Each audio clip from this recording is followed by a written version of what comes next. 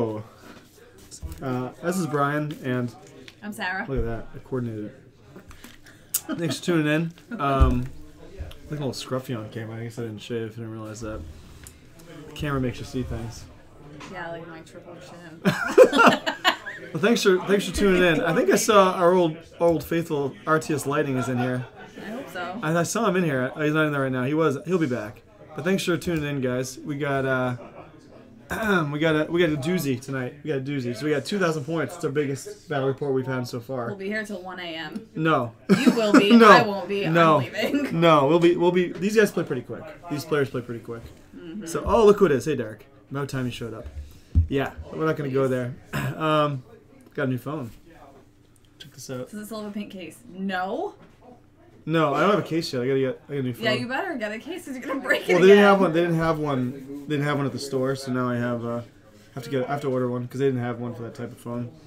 Crazy how expensive phones are now, by the way. Fun fact. I haven't got a new phone in 4 years for that exact reason. Yep. Me too. Yeah, I broke a phone. You had to. So. And my options were limited. So let's tune into the overhead. Yeah, let's scoot over there. Okay, so you can see the players have. They're in the process of deploying their stuff. I guess we'll talk a little bit about the mission, then we'll go on the armies. Let's. Okay, so so the mission. There's five objectives. One of them is right. Are they in any sort of order? Yeah. Let me just tell them one thing. I just realized. Or are they completely random? We're gonna be asking what they are all night.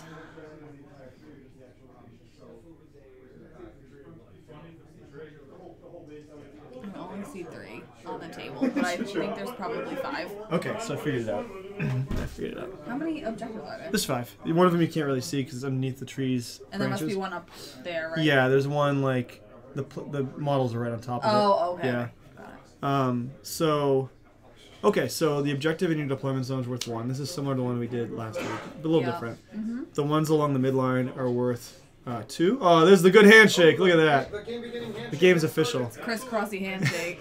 So the ones in the middle, which is objectives 2, 3, and 4, although you can't see 3 because it's under the tree, are worth 2 apiece. And the objective in your opposing deployment zone is worth D3 plus 1. Ooh. So at the very least, it'll different. be so it's not D3, it's not D6, but it's worth more. Hey, come on in. Hi, Jack. Look who's joining us? Oh, don't say that on a plane. I was like, what? I get it. Hello, everyone. Do you want to share the seat? Yeah. No, I'm good. I'm okay. No, I'm good. I'll pop my head in. There you go. So what do you think, Jack? Look at the command point difference. We got 17 for the Imperium and 7 for the Chaos Forces. So quite a disparity in command points. You think that's going to be a factor? Or? Of course it is. The having a limited number of command points is a pretty big deal in comparison. Like just the ability to make things happen outside of the standard spectrum of the game. So not just stratagems, but rerolls. Like, oh, my guys aren't going to run. I guess you don't really need to worry about command points if you have Hawkswalkers. Yeah. For keeping them in place, but I do think that having the Imperium having the ability to be like, hey, this one reroll is going to be pretty key when it's coming from a knight. Yeah. Stuff like that. So or the big charge, and the Imperium does have a deep striking ability because of their recaptured Tariel Station, right? Which, by the way, has not been held consecutively by either faction once. I feel like it goes back and forth every week. It's changed hands every single week, which is pretty funny. Well, and now they're fighting over the Rejuvenat facility. So this is the poor Lockenbad. This is it started the campaign as an Imperial resort town, and slowly but surely there's been a battle there almost every week, and worse things have happened to people that tried to live there. So we're saying this is on the outskirts of the Imperial provincial capital. So if Chaos wins this week, next week they can capture the provincial capital if they win again, which would spell certain doom for the Imperials. That sounds like somebody needs to get a city table ready for next Friday. Yeah, I think next Friday. Well, if Chaos wins, this is an interesting game because you got an Ironware army, which is very much sit and shoot, and a Death Guard army, which is pretty much get in your face and make your life hell.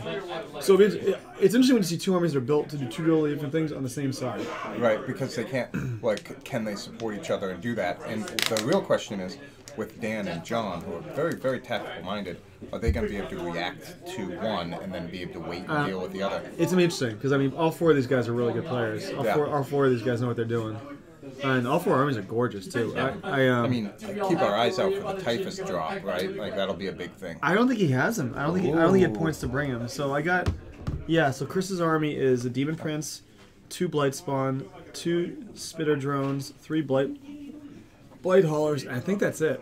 Pretty sure that's the whole army. So it's very much low model count, but it's pretty hard to kill, high toughness, pretty durable. So it'll be interesting. And then Mike's army is a lot of shooting. So 2 units of Havocs, 2 Rapier batteries. What else does he have? He has some Bikers and another Demon Prince. So there's 2 Demon Princes on the board, which are pretty scary. Those are good units. Those are probably the best thing in the Chaos Space Marine Codex. Yeah. So also important to note, listeners, there is some pretzels. Look at that. And some chocolate hummus. Chocolate hummus. Delicious. We're going to be eating that later. Yeah, on camera. I brought it specifically for this. Also because I knew I would be hungry. Yeah, so I'm going to bounce out. I'll check back in a little bit to see how things are going. Cool. Hey Jack, what's going on tomorrow? Isn't there an Underworlds event going on? Yeah, so whatever you call it, whether it's Shadespire. If you call it Shadespire, we can call it that. The Underworlds, Night Vault, whatever. Down at Captain Con in Warwick, we have 14 people signed up out of 20. We're going to be giving out a bunch of cards and prizes. And when's the event start? It starts at 11. I'll probably be there earlier, getting everything set up, trying to find my way around. I didn't get any actual information about what I have to do. The double train Warwick, is that I think that's the. Yeah, that'd be great if I had an email with that information. I have to search all that out. I haven't. I was expecting an email to come to me, but nothing has. Expectations are high. So I'll tonight I'll figure all that out. Tomorrow morning I'll get out there, and then I'll be back at the Bolter Hole by 4 to hang out and do more gaming. Can we do a video tomorrow? By the way, it'd be fun to do a post reaction of the big reveal from last night. Yeah, the big reveal. That would be great. Yeah, it's really cool. It'd be pretty neat. Yeah. So. All right. Cool beans. A bit. Awesome. All right. So these guys are rolling dice. Yes, they are. Not on dice trays. No. Hold on. Watch this. If you guys want to play the second pod to add to your standings, by all means, arrange it yourselves. Brian's very adamant about using a dice tray, so now we have 2. Thankfully. Can't roll the dice on the table directly. That's not allowed.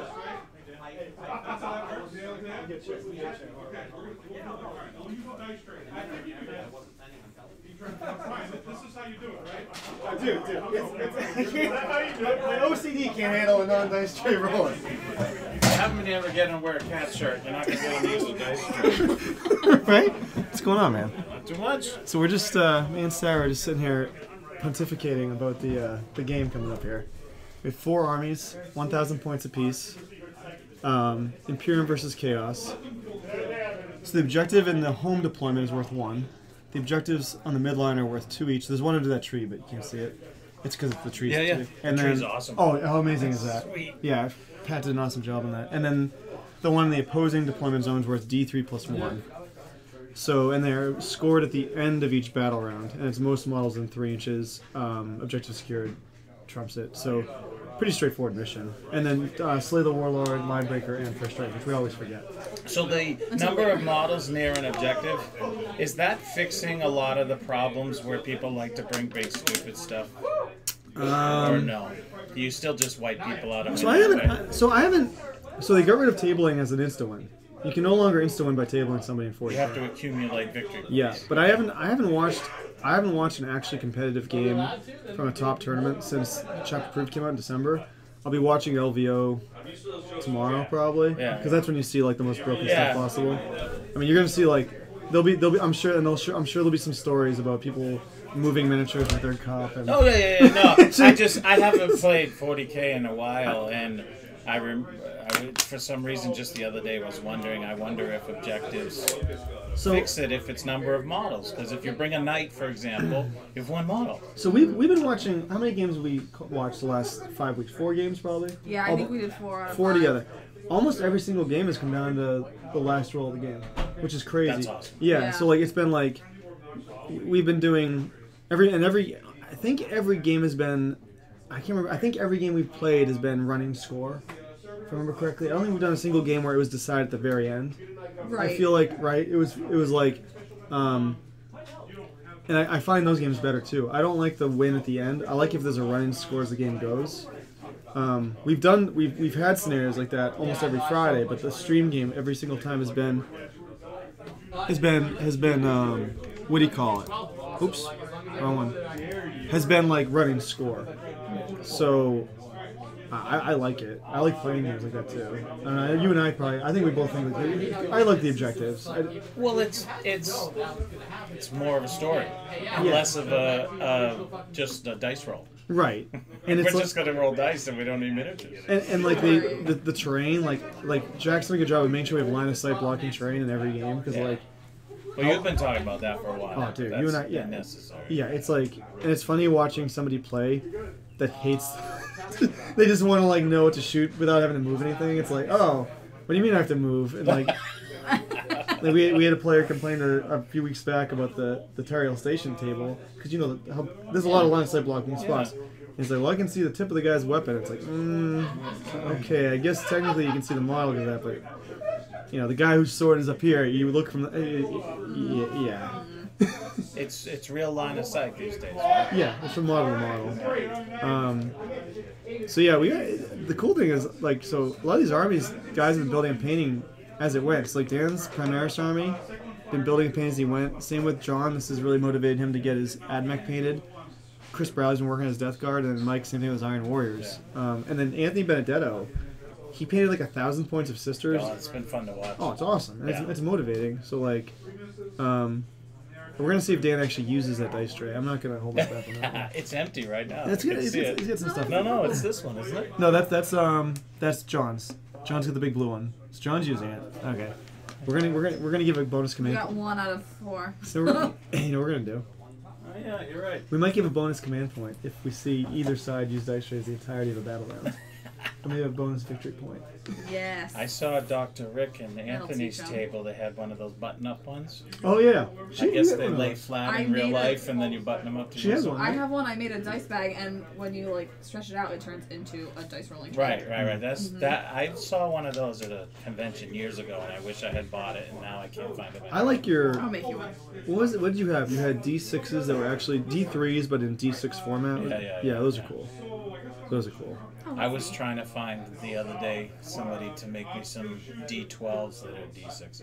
Oh, that's interesting. 1 to 6 twice. Yeah. Because they roll better. Right. Have you seen the new jeans? Check out in my bag. This new Gene Stealer cult dice.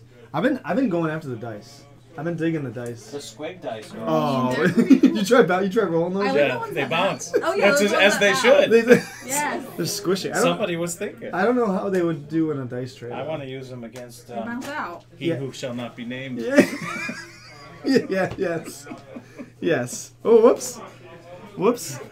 So fun fact: be careful with your phone at the gym. I broke my phone. I have a new phone now. My phone. Did you have insurance? No, but it was old. It was like 4 years old. It was fine. Yeah. And I was doing exercise, and I didn't realize it. I was on the ground as I came up. My phone had fallen out of my pocket. I didn't realize it, so I put the weight down and it hit the phone. Oh. And I was like, and it still worked, but the screen like wouldn't turn on, but the phone was on, and there's nothing. I was like, screw it. So I went to bed. Pretty cheap phone actually, not bad. The new ones though, the new nice ones, holy crap. Yeah, they're so expensive. So that's the funny thing is, like, the cheapest phone on the planet does an amazing amount of stuff. Yeah, this is. I mean, you don't have to buy the nicest phone. This is the cheapest one. This is like $200. It's a Google phone, and like seems okay. I'm gonna find out just real quick. See what they're doing. People are gonna enjoy our miscellaneous banter. That's us every week. I have a picture of a war game, but they're not talking about it. We're like, oh yeah, the game, right. Okay, all right. So we have something going. There's actually shooting happening here. All right, so There's sorry. actually things happening. There's 5 people watching actually. The other night we had like 12 people watching. So cool. Some guy from Canada. No, not Canada. Colorado. Yep. Some people from the UK. People from the UK. Try to give you guys painting advice, but then the paints we suggested no longer exist. Oh, awesome. Because the Incubi Darkness color. Brian's like, I'm sure there's there was a spray. There was a spray of that because there was a guy that wanted to paint. What was his name? The dude from the UK. I forget his name. He wanted to paint a Dark Eldar army as Sentinel. That was it. Yeah, Sentinel. So there was a guy that wanted to paint a Dark Eldar army as the box art. So he So he's like, oh, Incubi Darkness. I was like, oh, buy the spray. And then he looks online and he's like, oh, I don't think they're out of stock. They don't make it anymore. And then I checked U.S. no longer in stock. Oh, get the airbrush paint. Just airbrush it. Also, I'm like, get a big old base brush. So I'm like, fail. So you know how old school GW was so like bright and primary? The red years, they call them. I had a thought the other day that it would be really silly to create an entire table in those colors. That'd be like cool. the goblin green grass and the whole stuff, just to tribute to old school. That'd be cool. That'd be cool. What's his? Nathan. Nathan has the goblin green bases. Oh yeah, yeah, All he this, does. all this. Yeah, he does. It's really cool. It's just pure goblin green. It's great. And there's a guy. His name is Gareth.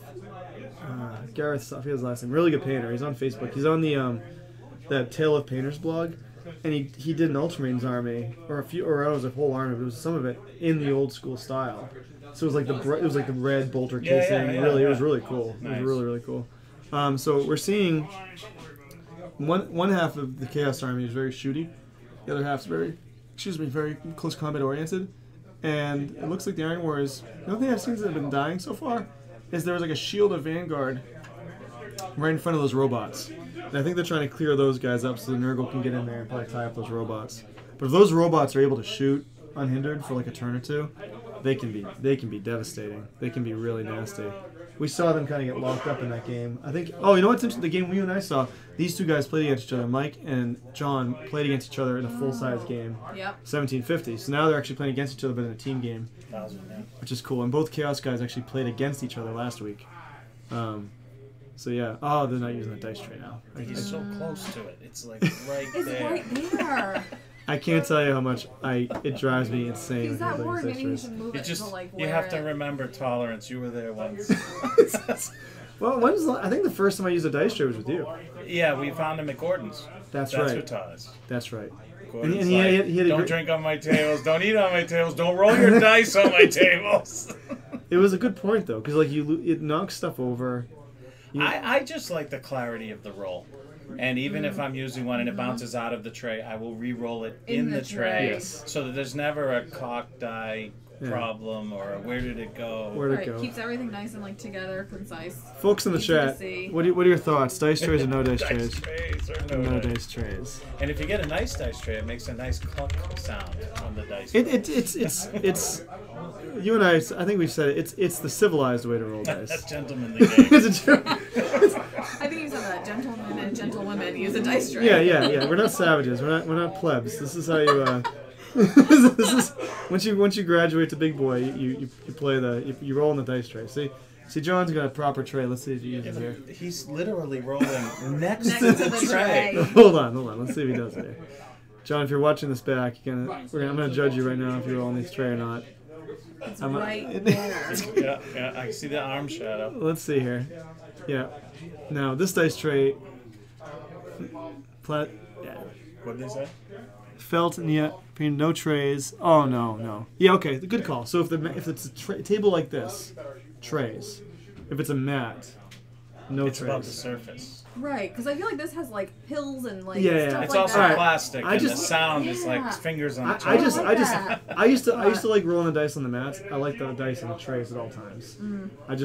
But I feel like if you have no access to a dice tray, if it's on a mat, It's not as that's bad. okay. It's Right. not. I wouldn't say it's okay. It's not as bad. Well, because at least it's a flat surface. Did you it's say muted. GW is coming out with trays, or was that? No, I thought they should. Okay. And they've used them in the. They have used them in the live stream. Yeah, when you watch an the. Imperial Oh, it's Allies right on next to the there, and friggin' tray, You Dan. could put all the different symbols on them. People would buy them. You buy army specific ones. You could buy Why wouldn't I you? always thought that was one of the biggest things they were missing was the accoutrements. Like they started doing dice And the counters. and the counters and Yeah. stuff, but they could be doing all kinds of stuff. Okay, now they're making some moves. I'm gonna go see where. Rulers. Yeah, I want to see how many chaos guys are near that objective over there. Yeah, because I can't see anything. I don't know how you guys do this from this view. 'Cause So you I can't know. tell who's When we who. really have to look, Can't we're see the like, dice rolls. like my face is this close to the camera. I'm like, ooh. Yeah, this is pretty bad. We're like, some things are happening. I don't know what models those Okay, are. we have or one what's first happening. big casualty. Oh, that's first strike. You killed the knight. 1 unit. Yeah. Okay. So. Great. So a bunch of servitors got killed, and one of the two smaller knights got blown up in one turn, and that did some mortal wounds to nearby Primaris. So Chaos will be getting 1 victory point for that because they get first strike. But I like how both sides can get first strike now as opposed to just the person that got first. Yep. So it'll be interesting. Let's see how Dan deals with his Nurgle force. So the Nurgle force has a very small model count, but everything they have is like nasty, like hard to kill. But Dan's army is definitely more shooting oriented, along with John's, whereas Chris's army is much more melee based. It can do damage at range, but I think it's much more melee based. I could be wrong. So, what have you been working on? You've been painting the warships, right? Yeah, I'm trying to get ready for a night at Battleship Cove. We're going to do a World War II thing in both land, air, and naval to kind of show them what it's about. And he's kind of tipped his hat to me. He said if we can get 30 or more guys, he'll give us a night. Oh, wow. For gaming. So we'll just have a convention on the battleship. Oh, that'd be cool. Yeah, I think 30 is doable. So when's the thing for the game? 23rd. Of February? Yeah, it's school vacation. Oh, I can go to that. Doing a thing all yeah. week. Oh, I can actually go to that. But if he likes it, like I said, 30 people seems like a no-brainer. And we get to eat, sleep, and game on a battleship. It sounds like a neat thing to do. So Derek makes a good point. The plastic tables have paint on them, and if you roll the dice on those tables, you're more than likely going to chip it. I agree, Derek. And painting those tables, you start to appreciate how much work goes into that, right? Well, and it's hard to fix because you don't always remember the color, and if it's got dry brushing and washing, it's hard to patch. The only thing I don't like about the plastic tables is that I'm not concerned about it. They look great, but like they get damaged, right? Even if you're careful. And they're hard to transport. So if you are going to do a convention or some sort of off-campus event, it's very hard to or those Castellums. Those are like transporting those things. It's like moving. You get moving blankets. Like, what is that? You get vans. So speaking of tables, huzzah! We at some point we got to start thinking about. We got to sign it up. We got to sign pick it up. How many people and how big a space. So Burke's down. I know Ray wants to go. Well, you've got about 8 people. Yeah, we should have no shortage of that. Are you gonna do the hang high Saturday again? Cool. Yeah. That's I'm doing something different on Saturday afternoon. We're calling it a tabletop scramble. With all different. We're going to do all the small games like Shadespire. AOS, Blood on the Streets. Not Shadespire, but that would fit in well. That'd be if somebody good. wants to run that. I'm just asking for like 3 8-foot tables. Okay. And we're going to just throw Gretchens and Kill Team and all the little games out so people don't have to. Because, I mean, not everybody wants to play a game for 4 hours. Yeah, that's my only. Like a taste of everything. That's my only complaint about that place is that exactly. I had a lot of fun last year just running the games and just chilling out. I don't really want to commit to 4 hours. Every game I signed up this year, I committed to a 3-hour game. So you're out an hour early. Yeah. And some of the best weekends I've had was when I didn't play at all. That's because I like the people, the atmosphere, Yes. the shopping, and seeing all this stuff. But you're right. To be stuck at a table for that 4 long hours is unnatural. Yeah. That's a good way to put it. So we're going to try to offer a thing like Jorg was psyched because he's like, as a vendor, I can come over and play for a half hour and then go back to work. Mm-hmm. It's not that bad for my wife to watch the table. But if I have to leave for 4 hours, she's going to be like, dude. You have to do your job. It's a lot. Yeah, it's a lot of like. So we'll see if it's wicked popular. It might be something that people want. Is some shorter games. What's the theme this year? Did they? There is. I think it's an anniversary year. I think it's the 10th year, so they don't have a theme this year. Okay. I'm surprised they didn't do D-Day because I think it's a 75th anniversary. Okay. But they decided not to do a theme. Let me see. Okay, let's see if Dan rolls in this dice tray. I'm gonna go with. Yes, I think he's going to roll in the dice. He's got not a lot of table space right in front of him, so he might. He's shooting at that stuff. All right, here we go. Come on. though. I believe it's going in the tray. Nope, the ruler goes on the tray. Here we go. Whoa. Hold on. Let's see what happens here. Okay, you got a dice. Oh! Right there in front of everybody. We should subtract victory points every time they don't roll on the dice. Drives me. Dan did it! Dan rolled it! Huzzah! Yes! Yes! And he's in the tray again. Style points rolling in the tray, Dan. There we go. A little piece of me dies every time somebody rolls next to a tray. Uh-huh. Like literally right next to it. Yes. Oh my god. gosh. Yes. Any army projects on the horizon for you? Actually, I'm gonna beg out in a minute here. I'm adding to the Squig Horde, so I'm gonna go look and see if they have that Nice. terrain piece. Oh, I think they do. That's really The Bad Moon. Yeah, I'm gonna see if I can pick up the Bad I'm Moon. interested to see how they do at I think they do LVO. have that. I think I saw it. I'm very interested to see how the Gloomspite does at LVO, because that's usually like, the crazy hardcore players go there, and I think the army can do quite well. Honestly, I haven't even read the Battle Tomb yet. Oh, really? I'm Oh, just wow. buying all the new models Yeah, because the I'll knights. paint them. And they just look How awesome. cool! They have squig Yeah. hopping knights. Yeah. So those are the first things I bought. Those and the dice. So you've basically predicted like 2 army releases. You What was had the other one? the Oh, the airships. flying, the ships, the airships. You Yeah. called that. That's right. We want airships. Hey! Did you remember that? He like literally predicted it like 3 months out. That was kind of scary. We just started fantasizing that we wanted airships in fantasy. And And there then they all were. of a sudden they came out. We were like, all right. We think they were listening to our chat rooms back in the day. Well, it's like funny, and then they'll also be like, I'll do an all squig army, Yeah. and then like a year later, it's an actual thing. Well, you helped me pick that out. We were trying to pick out a new army, something fun. I and forget how we silly. thought of it. I think you're like, oh, could you do all squig? I mean, you can do mostly squigs. Now you can actually do an all squig Yeah. army. Oh, and there's a lot of choices. The too. guy on the squig is nasty. He's Oh, the actually Mangler Squig? he's actually good. So I saw an army. It was a game of the only game I've seen so far with him. It was Gloomspite against Sylvaneth, and the Sylvaneth guy had Ilariel, which is like a 600-point model. Yeah. And the boss on the Mangler killed Ilariel in 1 round of combat. Cow. Yeah, it was crazy. I mean, he's like 300 points. That's a lot of points. Yeah. But he can fly. So he the Sylvaneth player had shielded Ilariel with, hey, Chris Scotty. What's up, Chris? Chris is one of John's buddies. He's watching him play. He surrounded Ilariel with a ring of dryads and not realized, even though he was told that he could fly, he just forgot that Squig bounces. Right. So the Squig got like a 10-inch charge, bounced over the dryads, Right in there. and one shot at Ilariel. Because he does, I think he has like 3 or 4 attacks that do d6 damage apiece, and he hit and wounded I think 3 of them, and it went through the save, and I think he did like 12 wounds on and then the guy on top finished him. I think Burke's doing an army too. 'Cause He has one already. he He's like, emailed me about making a colossal squig on the printer. oh nice, that's a good idea. I've done it once. He'll be here tomorrow. I'll Do it talk to again. Austin tomorrow because we were gonna go to Captain Con, and we're like, let's just play 40K. He's like, okay.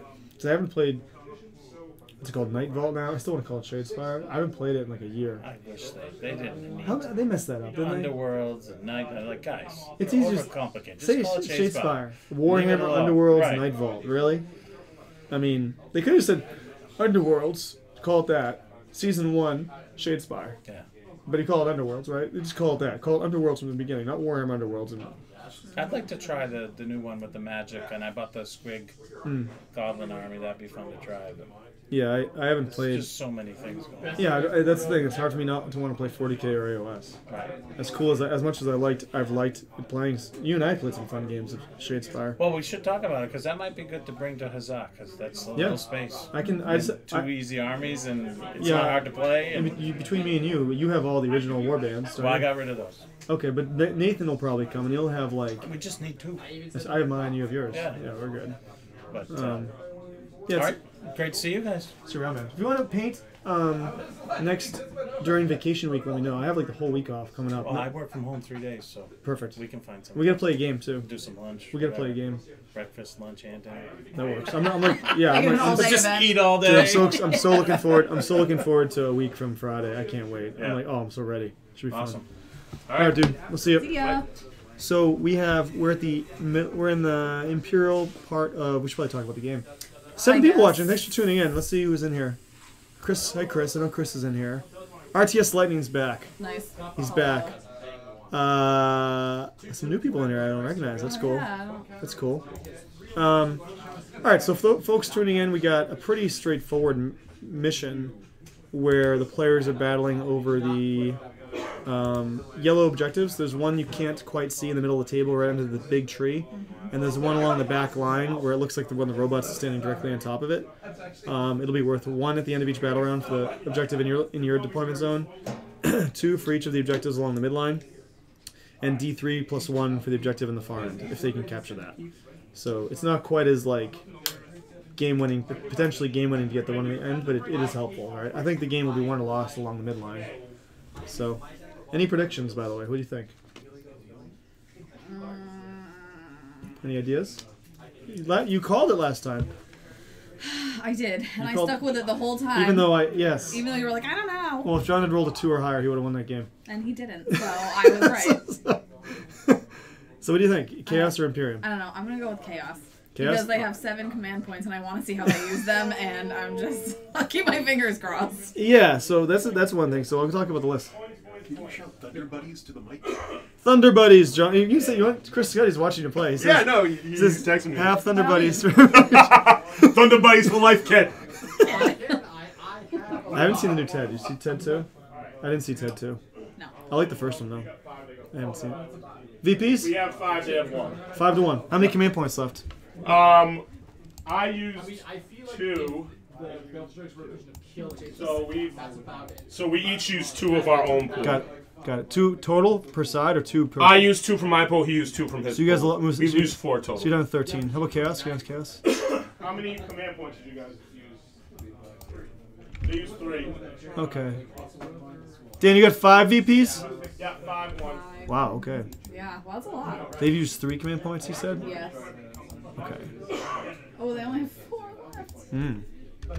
It's a nice resource to have. All right, so I'm leaning in comfortably close to the camera. Sorry. Sometimes it's necessary to be that close. See, look, they're already through 1 battle round. Look at that. We're moving right along. We'll be done by 10 o'clock. Bold prediction. These guys play pretty quick. Okay.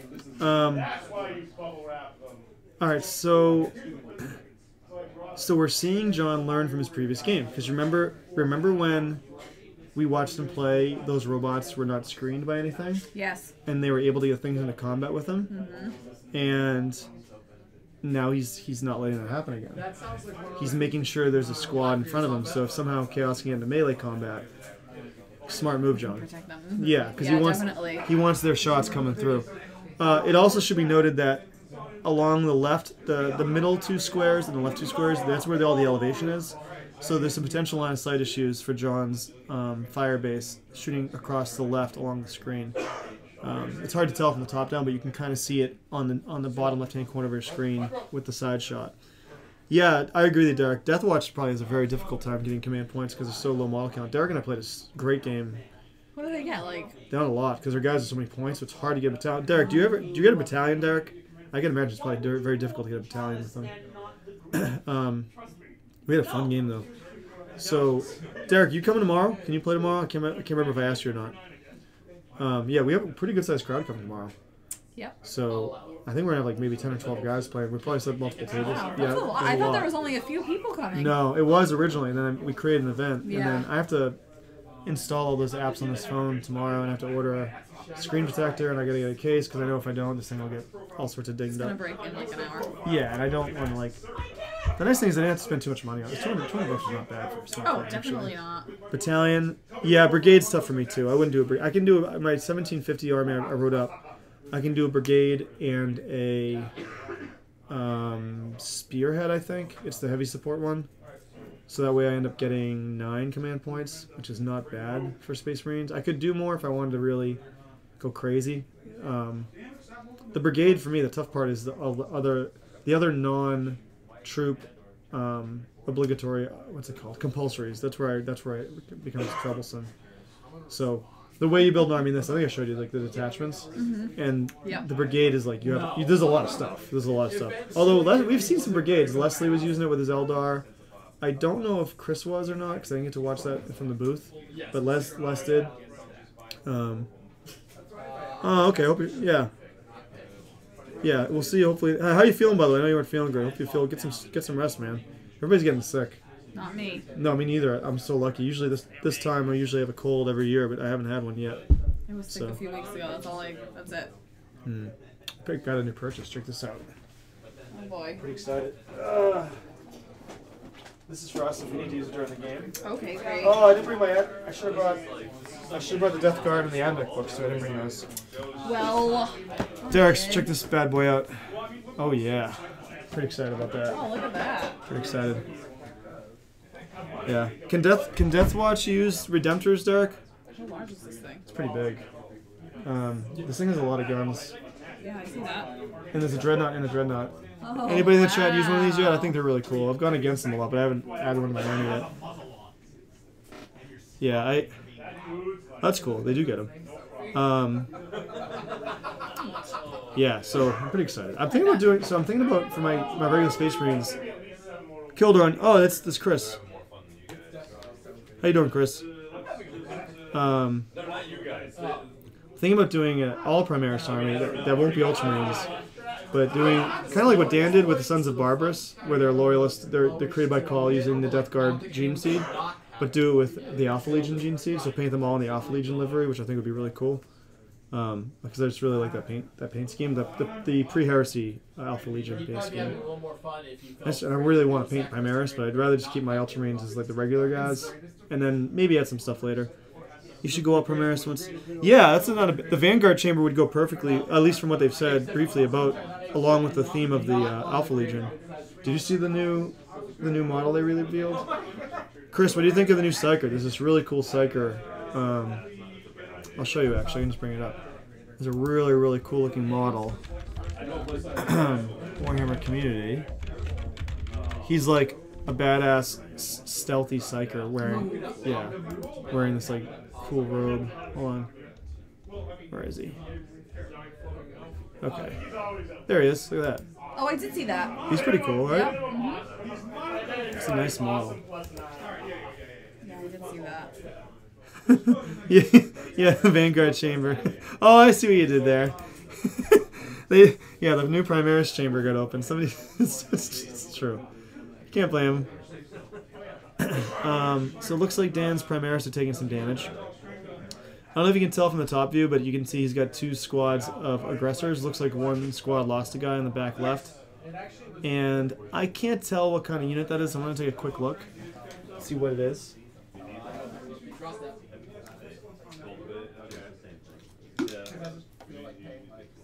Okay, so it's getting pretty spicy along the left flank on the table here. Spicy. Yeah, so there's a squad of Primaris along the left that's near the objective on the far left.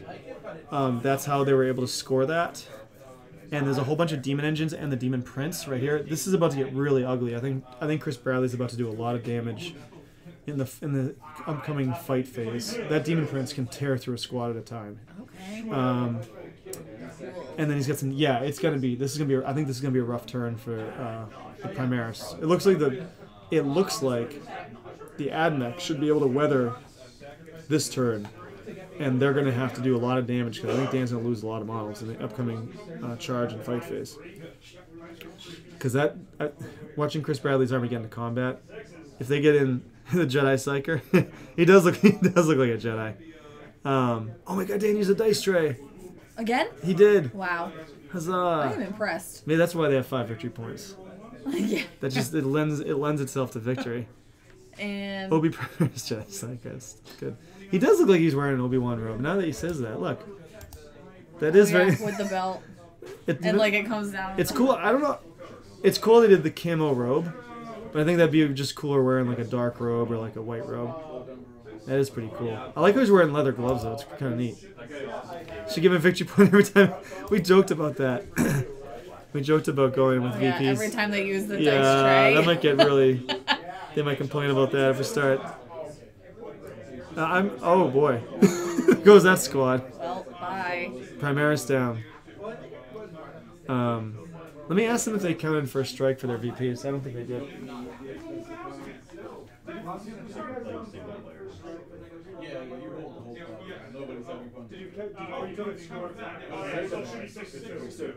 They didn't. Okay.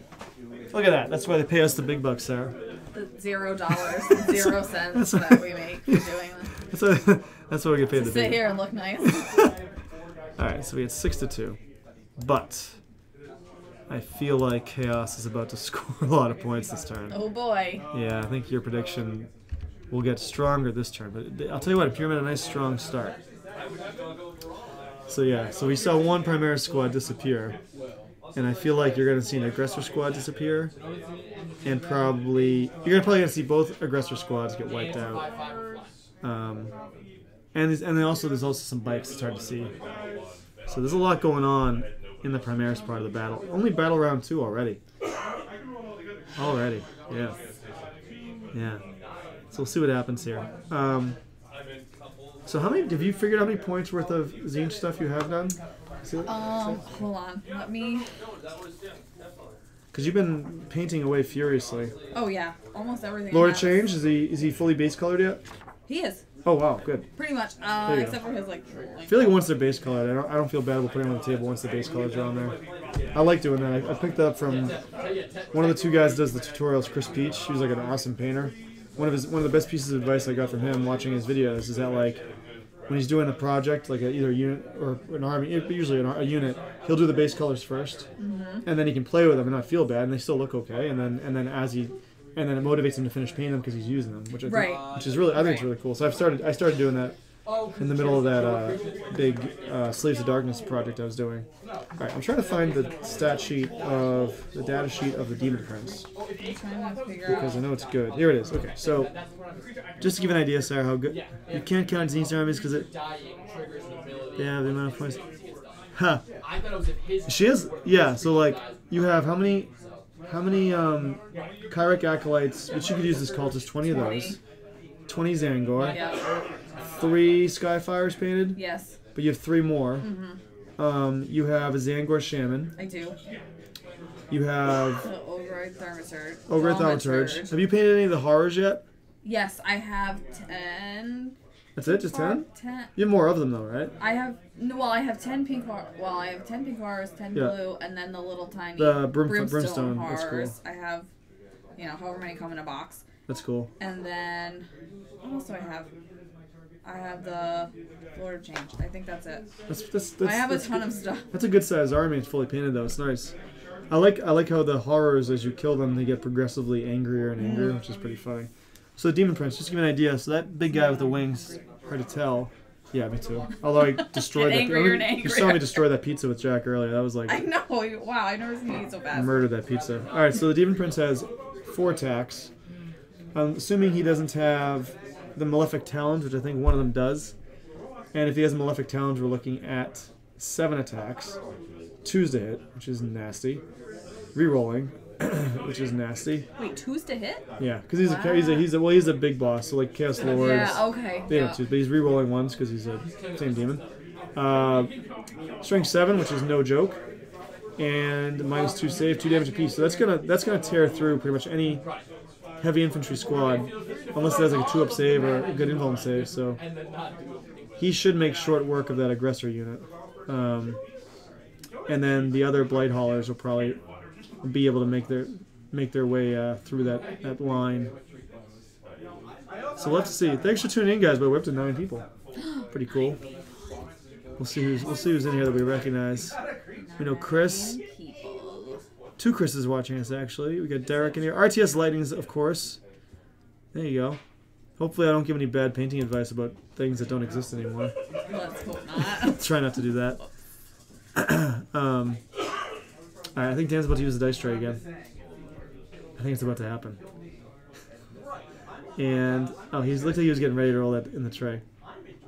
Alright, so I feel like the objective on the left is going to be all Death Guard.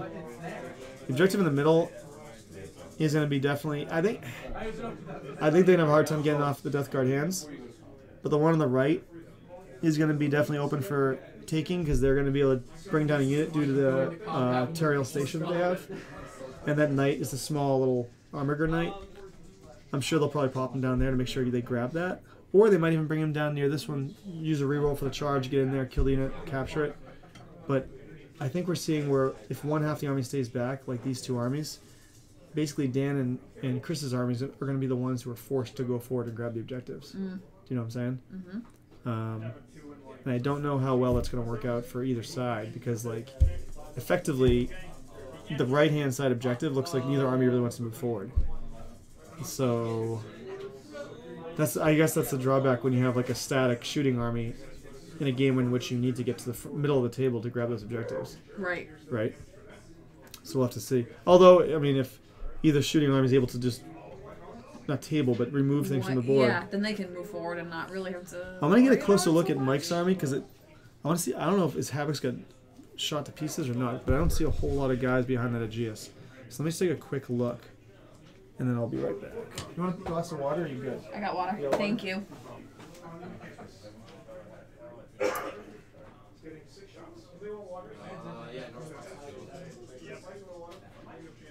I already paid for another photo, so to grab it.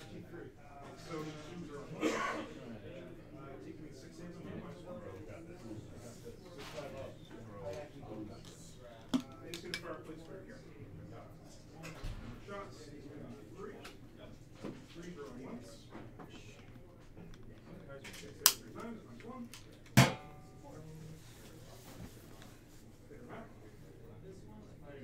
now you want us because he's dead. You can't auto something to lie. We gotta verify your ghost facts. Absolutely. Yeah. He's in the house. He moves in the house. First game bird. So you gotta get an unpainted one, because that's how it works. They're gray, you know, like those. So in the shooting phase. Yeah, in the shooting phase, I'm going to make a little noise and use the last of our dice there. What's that?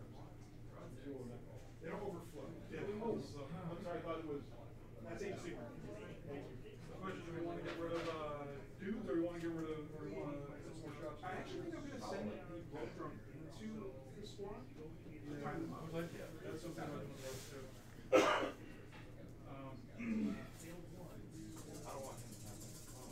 All right, so let's put let's all do it. Let's put shots into. Here, how about this, right? You kill that. So 3 shots from missiles into bullets. Hitting on 3 for little ones. That was awesome. That one did. Well, if I get the capacity to kill someone, it won't be either. Thank you very much. This is why I've already got good. 1 out of 2. Victory is mine. Diet Snapple. Didn't go with water, but I went with the. Can't go wrong. With Diet Snapple. Product placement. It's as I feared. There are many dead Iron Warriors. Yeah. I was hoping for my Heretic Astartes buddies to. But yeah, I think that Mars contingent unleashed hell on the Iron Warriors there. So it'll be interesting to see. It'll be interesting to see what happens here, because if Chris actually is able to get into combat next turn and lock up those robots, I think he can still pull the suitcase. But I think Mike's gonna be forced now to be trying to grab objectives and try to keep his guys out of the line of fire of those Martians. But I'll tell you what, a lot of damage was done in one battle round by John's AdMech. There was a whole contingent. There were 2 units of Havocs that are no longer there. Just gone. Right. Just totally wiped out within like one battle round of shooting. So I'm assuming that was all from the robots, because that's really the only thing over there that could do it. Look at all those dice. In the tray, I love it. So that's looks like Overwatch to me. So it's gonna be a lot of shots, but he's not gonna do a lot of damage because he's only been hit on 6s and wounding on 5s on those the demon prince and or the blight haulers. So as many dice as he's rolling, I'm not expecting a whole lot of damage to go through. It's just fun rolling that much dice. I agree. That's my favorite part. I love to roll dice. Here's a question. We'll ask everybody in the chat too. Big dice versus small dice. Ooh. Yep. By small dice, I mean the... Like the smaller ones. Yeah, the ones that come in boxes. Not like the standard So size. like, yeah, when you buy the Chess X dice, the ones They're that come like in 36, 30, or the yeah. ones that come with like, what, 12? 12. Which ones? I know Ray likes the big dice. He and I have talked about it. He likes the big dice. Both. I feel like if I'm rolling a lot, then the small ones are just easier for my very tiny baby hands. Yeah. So Chris likes the smallish. It depends. Okay, so I usually use the small dice, but I've been really digging. Chris likes it. So yeah, Chris, I'm with Chris too.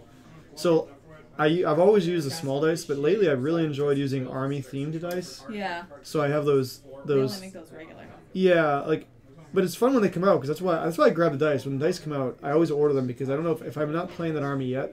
Maybe at some point I want to play that army. I want to have those dice, because those dice are usually only out for a short time. Then they sell all of them and they don't make them again. Mm-hmm. So depends. So yeah, that's more situational. So I think if I was playing like an army like Orcs or Imperial Guard, I would use small dice, because there's no way I want to roll like 50. 50 Yeah. drawing it. Yeah, I can. Yeah. I agree with Derek because I mean I can't fit 12 to 15 regular size dice in my hands, but maybe like You do have small hands. I do have very Yeah, tiny small baby hands. hands. But maybe you Not the know. kill team dice with icons. Yeah, Chris. Okay, so Chris brought this good one. There's dice that have icons that are on the 1 and the 6 on the kill team dice. That's confusing. Squig dice only. Chris, you know what we should do? I should bring my squig dice next Can you Friday. just roll them And no, and tell one player he has to use the squig dice. all night? Yeah. That's it. That's what we should do. Like, force people to use dice they don't want to use. Be like, here you go. Yeah, I picked them up. They're cool. And I have an Orc and Goblin army. But I haven't played my Orcs and Goblins in AOS a lot much. I did for a while, but ever since I've been spending pretty much all of AOS. 4 years of AOS now, I think? 3 or 4 years? It'll be 4 years this summer. Yeah. They're hitting That all was like the second year that Ray and I, Yeah. were into it. So it's basically, they'll be hitting the 4-year anniversary this coming summer. So I've been playing Slaves of Darkness pretty much the entire time. Gene Stealer called the show brand. So Chris, what do you think of the cool new ambush rules? They sound awesome. So like this, I don't know if you've seen this, but the Gene Stealer cults have this thing now where you can put like blips on the map. Like they literally look like movement blips. Oh, okay. And that represents a unit. And then you, like, after that, then you decide what's where. So your opponent doesn't know what units are where. Which is really cool. And there's ways... I'm going to lose friends over there. Dude, I think it's really cool. And then there's, like, ways to manipulate it. Like, there's ways to put extra ones down and, like, move them around. And it looks wicked cool. Because for a while, their whole shtick is that they ambush. Because, like, they rise up in this huge coordinated assault. Because individually, they're just regular dudes. They're just, like, whatever. But they're tainted humans, basically. They're like workers. That's why all their stuff they have like work year on. So how are they going to beat Primaris or like Chaos Space Range or whatever? So they like coordinated. But then they were almost bad. They were almost worse at ambushing than everybody else when they changed their ambushing rules in general. But now with the way they have it, they sound really cool. They sound really, really neat. Yeah, so I think command points to the arms would be really important. So, okay, look at this. This is interesting. So it looks like 3-inch deep strikes. Oh my, that's scary. That is scary. Oh my. So look at that. We called it. That Vanguard screen just helped. Just helps those Castellan robots in the back. Now, here's the big part. If those Vanguard can at least keep them locked up and not be wiped out, because if they wipes them out, you'll be able to consolidate into base to base with those Castellans. That's going to be really important. So depending on how many models get killed, how many of those Vanguard get killed, I think will go a long way determining how well the next Imperial turn goes. But I think Dan's in trouble. I think that aggressor unit that's in combat with the Demon Prince is as good as gone. And then he's probably going to consolidate into that Primaris unit that's in the cover. So this is looking grim for the Sons of Barbarus. It looks like the Death Guard have been able to go up pretty quickly, get into combat really quickly, and I think they're going to make mincemeat out of those Primaris units. So your prediction, even though they're down VPs right now, and the Iron Warriors were pretty much annihilated pretty quickly, I think Death Guard could definitely sweep this flank. And once they get into combat with those robots, there's really not a lot left that can deal with them. Even though it's a 2,000-point game, it doesn't feel like there's a lot of models on the table, does it? No, it seems... Even when they first started, it seemed like not too many. Light, right? So like if you look at the model count, the highest model count is actually the Primaris army, believe it or not. Yeah, so the Iron Wars had quite a few too, but they had a lot of heavy weapons, so there was a lot of point cost there. He had some artillery pieces, so not a lot of models. The Primaris actually had the most, as far as I can tell, looking at these lists. You know what we got to do? We should make, for the next Friday, I can get the army list sent to me and make it like a, almost like on the bottom corner, so when people are watching, the lists are actually on the screen. Oh. You know what I'm saying? Maybe do that. Or maybe, yeah, I think that'd be cool. That'd be pretty neat. 2,000 points with a nightmare. Yeah, so have you seen the Corvus? It's really cool. I don't think so. It's really cool. It's one of my favorite Imperial models. It's a really cool looking transport. Corvus Black Star. Okay, let's see. This is a sweet model. There he is. Oh yes, I have seen that. Pretty cool, right? That's like one of my favorite models for GW. Yeah. I love that model. So fancy. It's pretty nice. You ignore those emails anyway. I don't ignore them. I just don't always know about them. You're like, oh, I didn't even look at it at I have to all. like figure out how to work this phone when I get home. Because I have no idea how to. Although it looks like they put a screen. This looks like there's a screen protector already on it, doesn't it? There is. Unless that's the one you're supposed to peel up. No, that looks like one that's supposed to go on it. Yeah, I didn't. I mean, this There's is an how. air bubble. That's annoying. Yeah, I'm gonna have to figure that out. So, anyway, I'll figure that.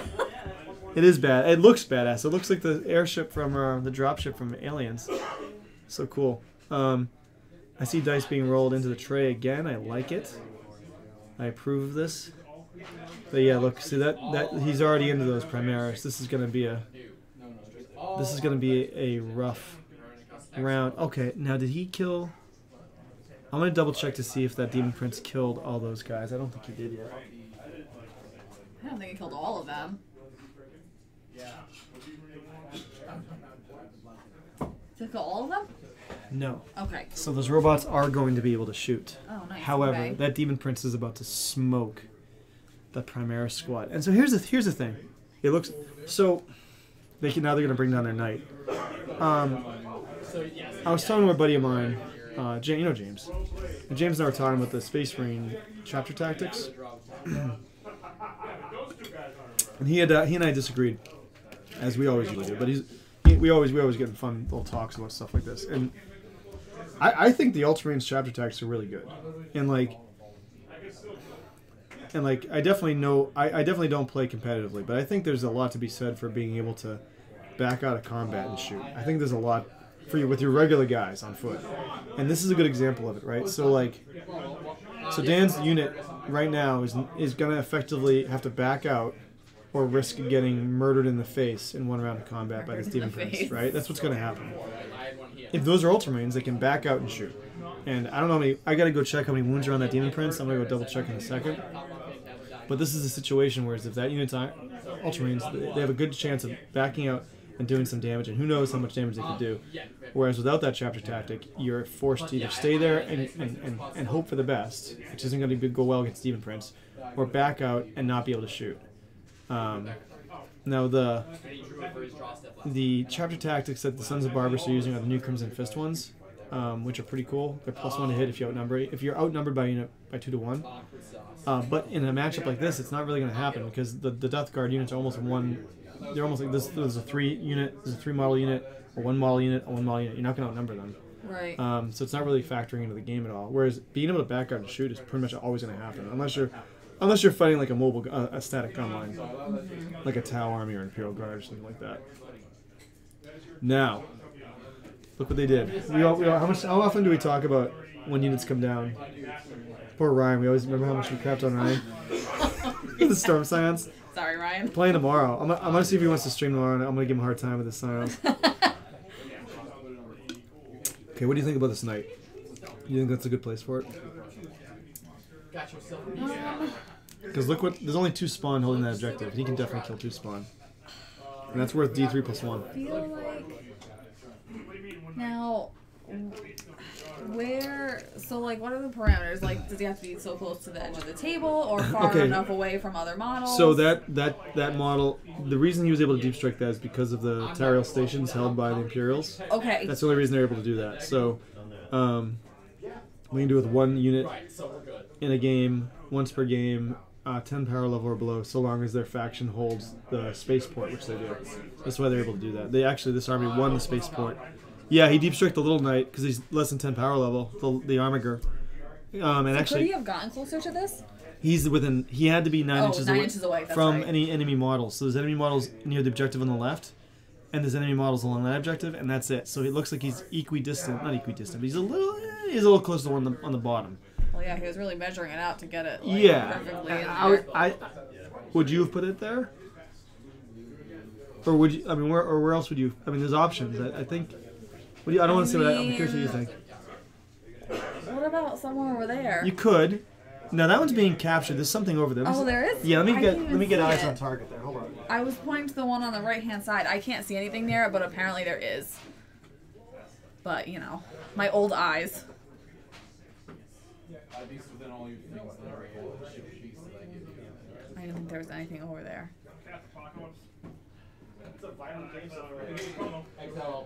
Not for the faint of heart. Okay, so. Alright. I'm trying to dare some of that message. Chris, are you excited about the new codex? So Chris is an avid Genestealer cultist. Pretty cool book. The last of the major line of codexes to be released. So it's interesting to see what happens now. Oh, it's just a battle eventually, but we're interested to see what happens there. There's nobody capturing that objective.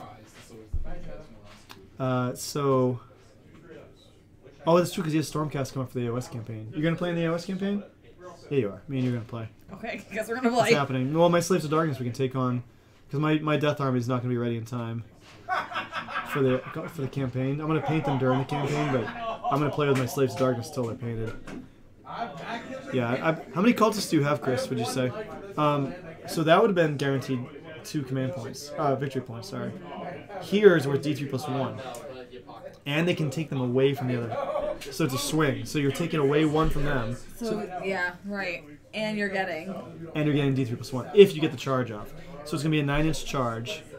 You can use one of your command points for one of those dice. So as long as you roll, on the initial roll, if you roll a 5 or higher on one of those dice, let's say you have to roll a reroll. You're only looking for 4 up for the other one. That's not bad. Nope.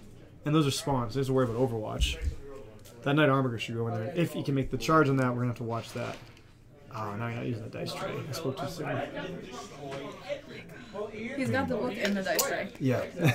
That's not what it's for. Yeah. It's not a book tray. Yeah. It's not a book tray. Just roll the dice. You know what we gotta do? We gotta make bolter hole dice trays. There's a start collecting. Yeah, you said that. There's the start collecting for that. They where did they reveal that, Chris? Is it in the codex they reveal that? Is it the part where they like talk about how to start an army? There's a cool section usually. I'll show you. There's a section in all these codexes where like I've been collecting the codexes, where it tells you like, oh, this army got started with this. It's in the codex, yeah. Oh, nice. So like right here, it'll be like, that's the start collecting for the Chaos Space Marines. Okay. So how to start an army, and that is the start collecting box, and then it expands. So anybody that's like wonders what I'm talking about, this is that's the Chaos Space Marine start collecting box, and then yeah. And by the way, if anybody's like thinking about picking up Codex for an army they don't play, I would recommend it. I think they're really fun to read. The only danger is you read it and then what do you think? You want to play. Yeah, it's now you want the models. Yeah, it's Icon War and you have, oh, that's awesome, and a truck too. That's pretty cool. That's a lot of stuff. That's kind of like why I've been painting Ultramarines, because I've read the Space Marine Codex. I'm like, I would never, like, if you asked me a year ago if I'd be ever playing Ultramarines or Loyalists in general, I'd be like, no way, no way. I've been playing Black Legion since, like, for God, 2003. And I was like, no desire to play Loyalist. And I read the book, I'm like, and then I started listening to, like, the audio dramas, the audio books. I'm like, okay, I kind of want to do a Loyalist army.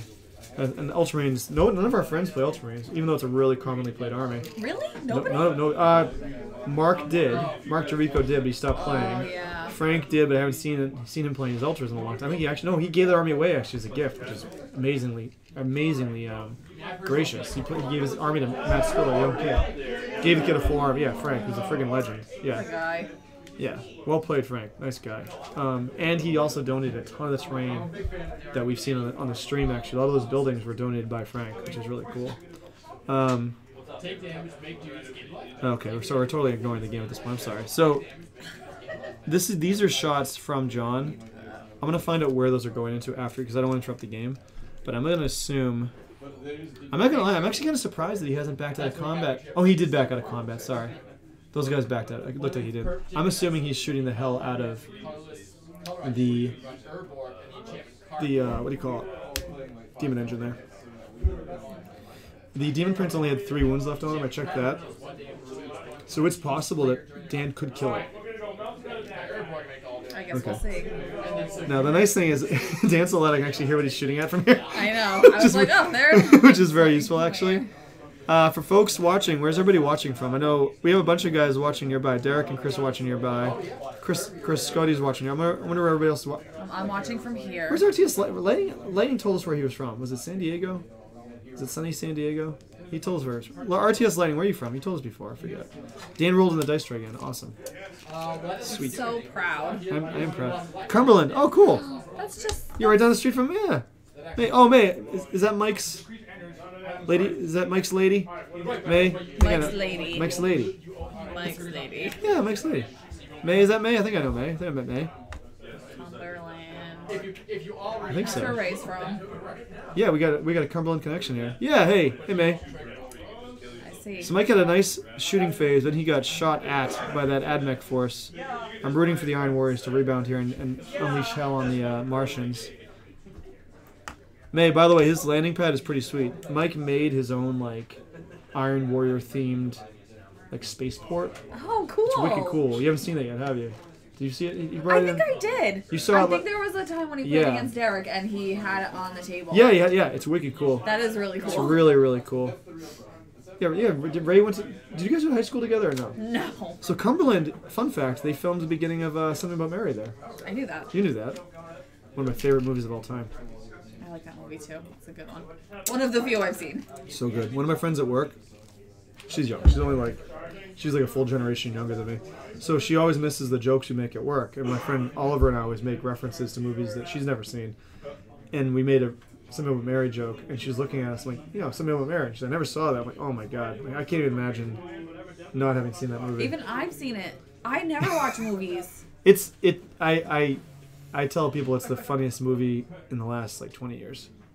I'll go by that because the one-liners, and this you can go back and watch that and you miss jokes you didn't see, and it holds up. It holds up. But that one and like said he was tired when fighting with a lady pan. This is true. He did build his own. It's pretty badass. Okay, we're in the fight phase now. I think that looks like or the charge phase. What's happening here? I'm gonna find out what's happening here. know. Hold on, I'm gonna find out what's happening here. Let's be honest here. I don't know what's going on, but I'm learning. Sort of. I'm sort of learning. You're learning. Yeah, I'm learning. I'm trying to learn. So there's like a thing happening. I'm trying to listen to what they're saying so I can comment on it, but I can't hear them enough.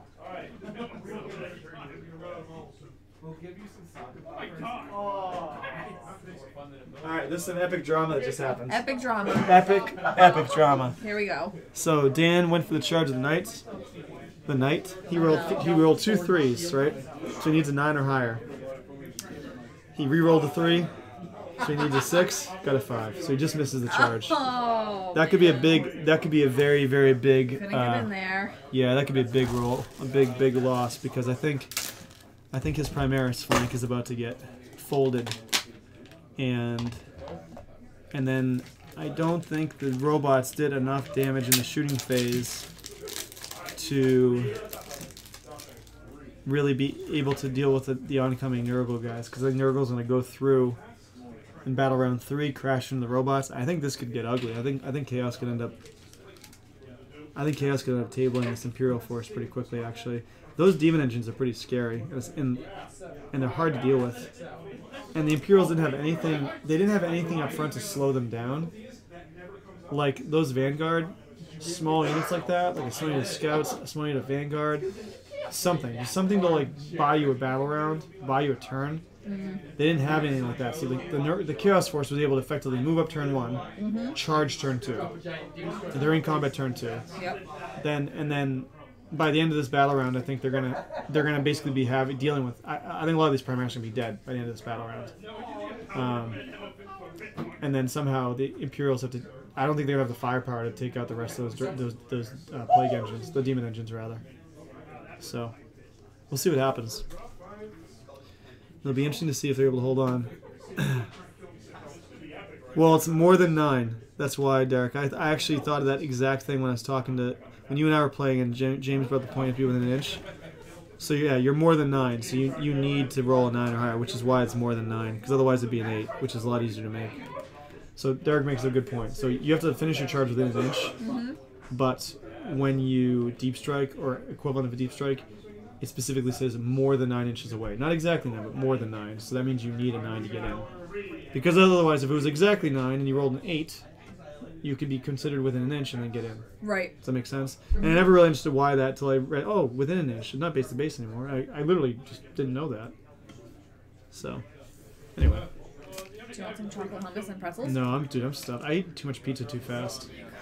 I know. Strict Sally. You turned down my pretzels. How can I do that? I'm kind of excited later to check out this phone. Camera doesn't look terrible. No, it looks good. What do you got? Slashes achievement prints. Did he really? Yeah. Wow. Flashes. Wow, the It's difference my is... slash. Wow, what's the VP score, brother? It's the turn's not over yet. Oh, wow, he killed... Wow, the captain did that? He did the last 2 wounds. Wow. Pretty violent No, game. the intercessors did 2 wounds, surprisingly. Wow. A violent game so far. It is. Not a lot of models left already. So... I love violent So games. Demon Prince is dead. That's... Maybe R.I.P. in That's a pieces. surprise. That's a... Yeah, I didn't expect that. But I think he already did his damage. The captain takes full... I did that. One cool thing about Chris's army, and I noticed watching him play, and I talked to him about it, his army, like, dies. By the end of the game, almost everything's dead, but he wins. It's like he'll just, like, stuff gets thrown forward, and it does a ton of damage, and he soaks up all these wounds, and he grabs, but he's grabbing VPs the entire time because he's fighting on objectives. And then he's dead by the end of the game, like 99% of his stuff's gone, but he's won the game, which is kind of cool. It's not like... So it's fun to play against, because at least you feel like... There's nothing worse than playing a game and you don't feel like you're doing anything. Like, the guy you're playing is just nothing's dying, and, like, you're losing, and it's like... but at least when you're playing army and stuff dies, it's more fun. So even if you lose, it's fun because you feel like you're killing stuff. Right, of course. You know? That's one thing I like about this edition of 40k. I feel like it's a lot harder to make things that are super durable. Things generally are not as hard to kill if you have tools for the job, which is nice.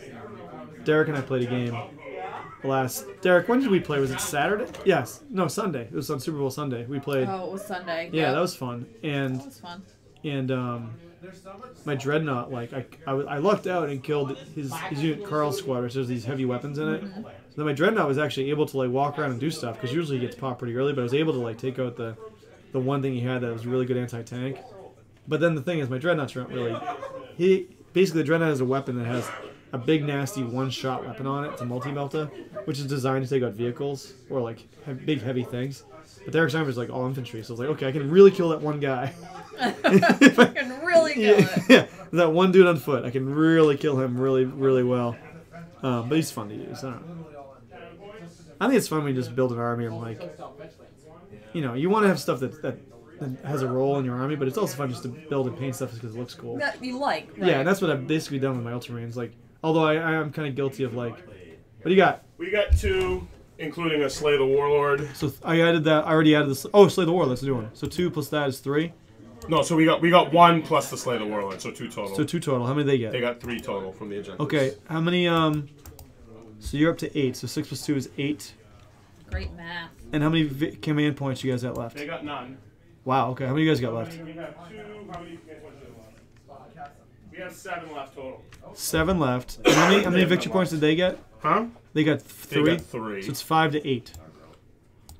Right. 5 to 8. All right, good game so far. Hang on, get a... 5 to 8. 5 to 8. All right, no more rerolls for chaos. That could be key. And Jack kind of alluded to that earlier, didn't he? He did. It's almost. He did. I think he exactly said that. He said he literally called that so far. So, okay, it's a 3-point game. All right. Anything could happen. Yeah, I mean a 3-point swing. Let me just take a quick look at that battlefield. Let's. Some glasses. I don't know, but you need those. I do need those.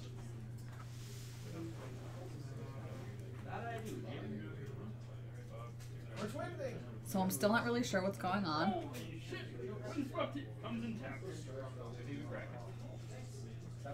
But that's okay. I'm just gonna eat my pretzels and my chocolate hummus. Okay, so we should do like a food video.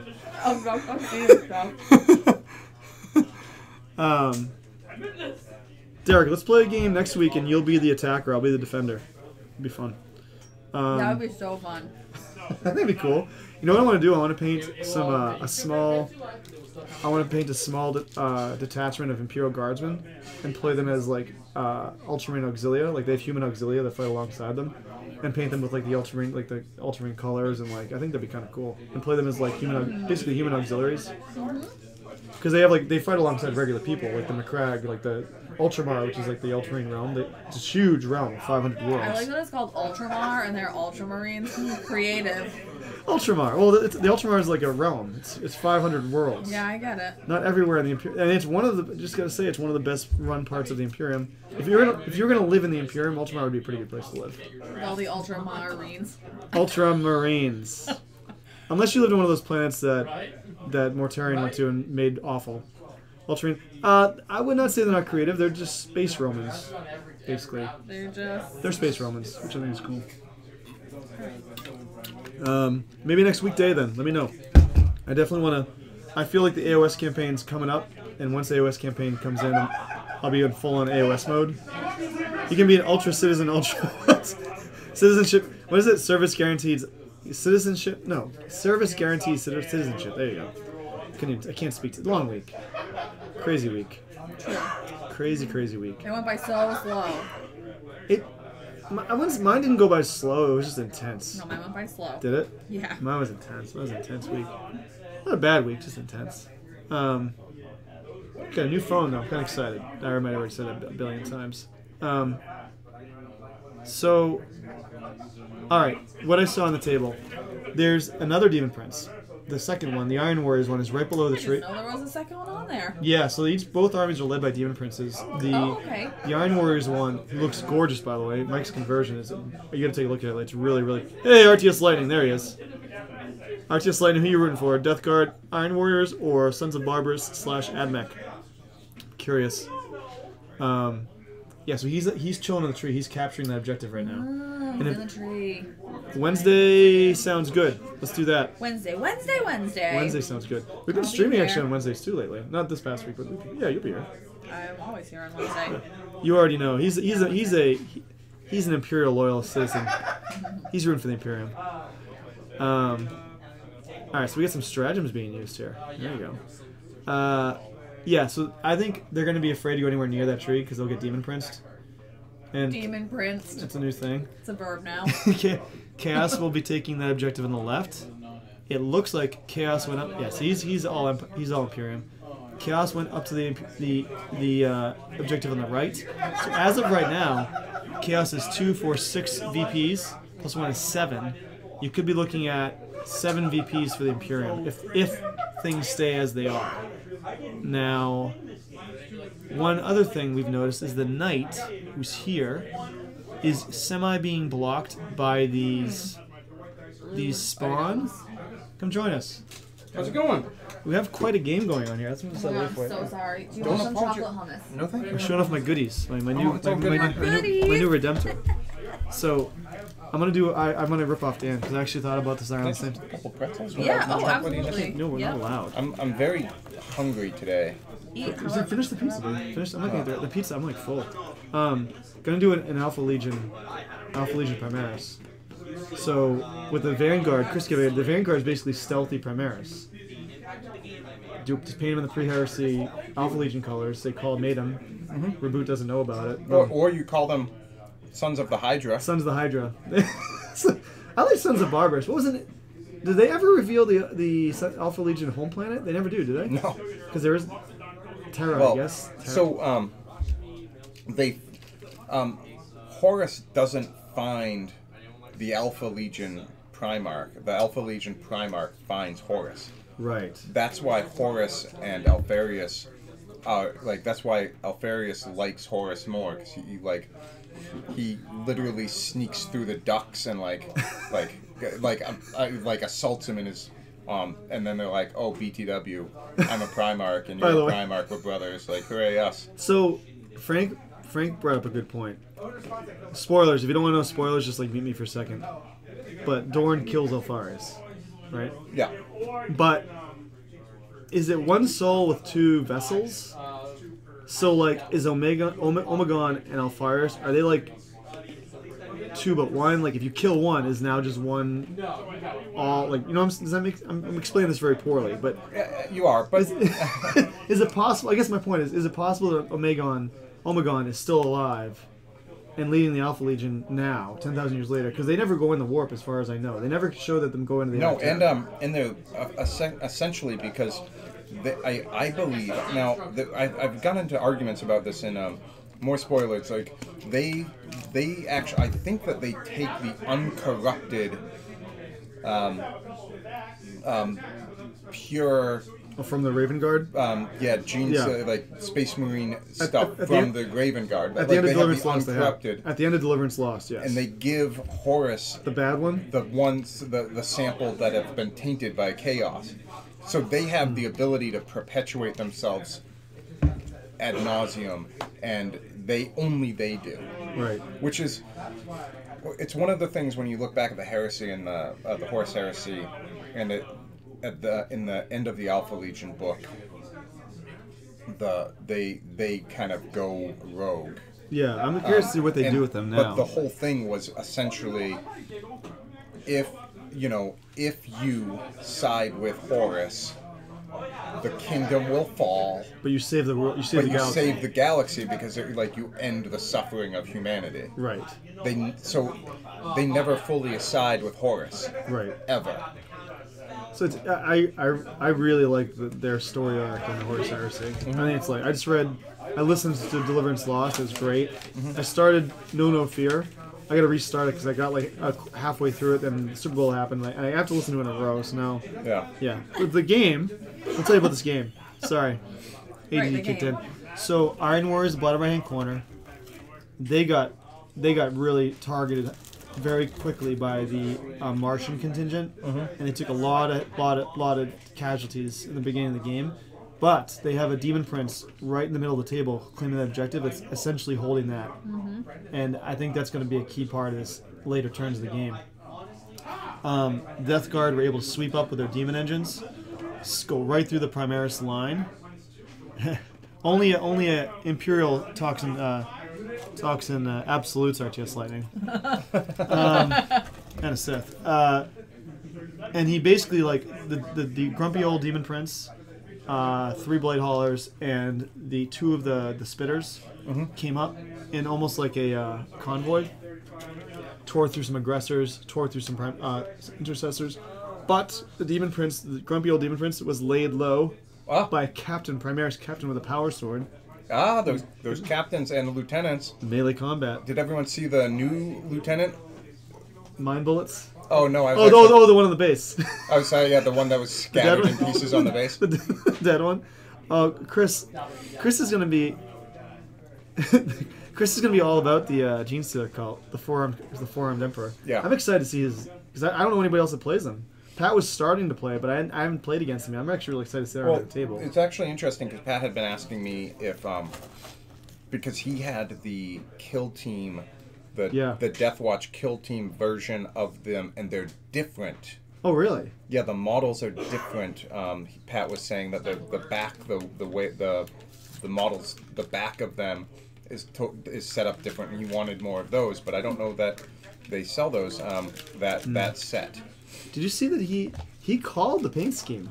So he started painting his with orange pants and stuff, and then literally a month later, the design, the Army Design Studio and the Heavy Metal Painters was Pat's paint scheme. I was like, dude, you the paint scheme he chose was the one that they go with all the box art, which is funny. In the Bolter Hole Facebook page, the Bolter Hole Miniature Gaming Group, somebody had posted how did they paint this leather, and did you notice that Pat totally broke down how they every single step. Yeah, I was pretty impressed by that. This, he can spot the colors really well. He can. He has this knack. I think it's because he's Canadian.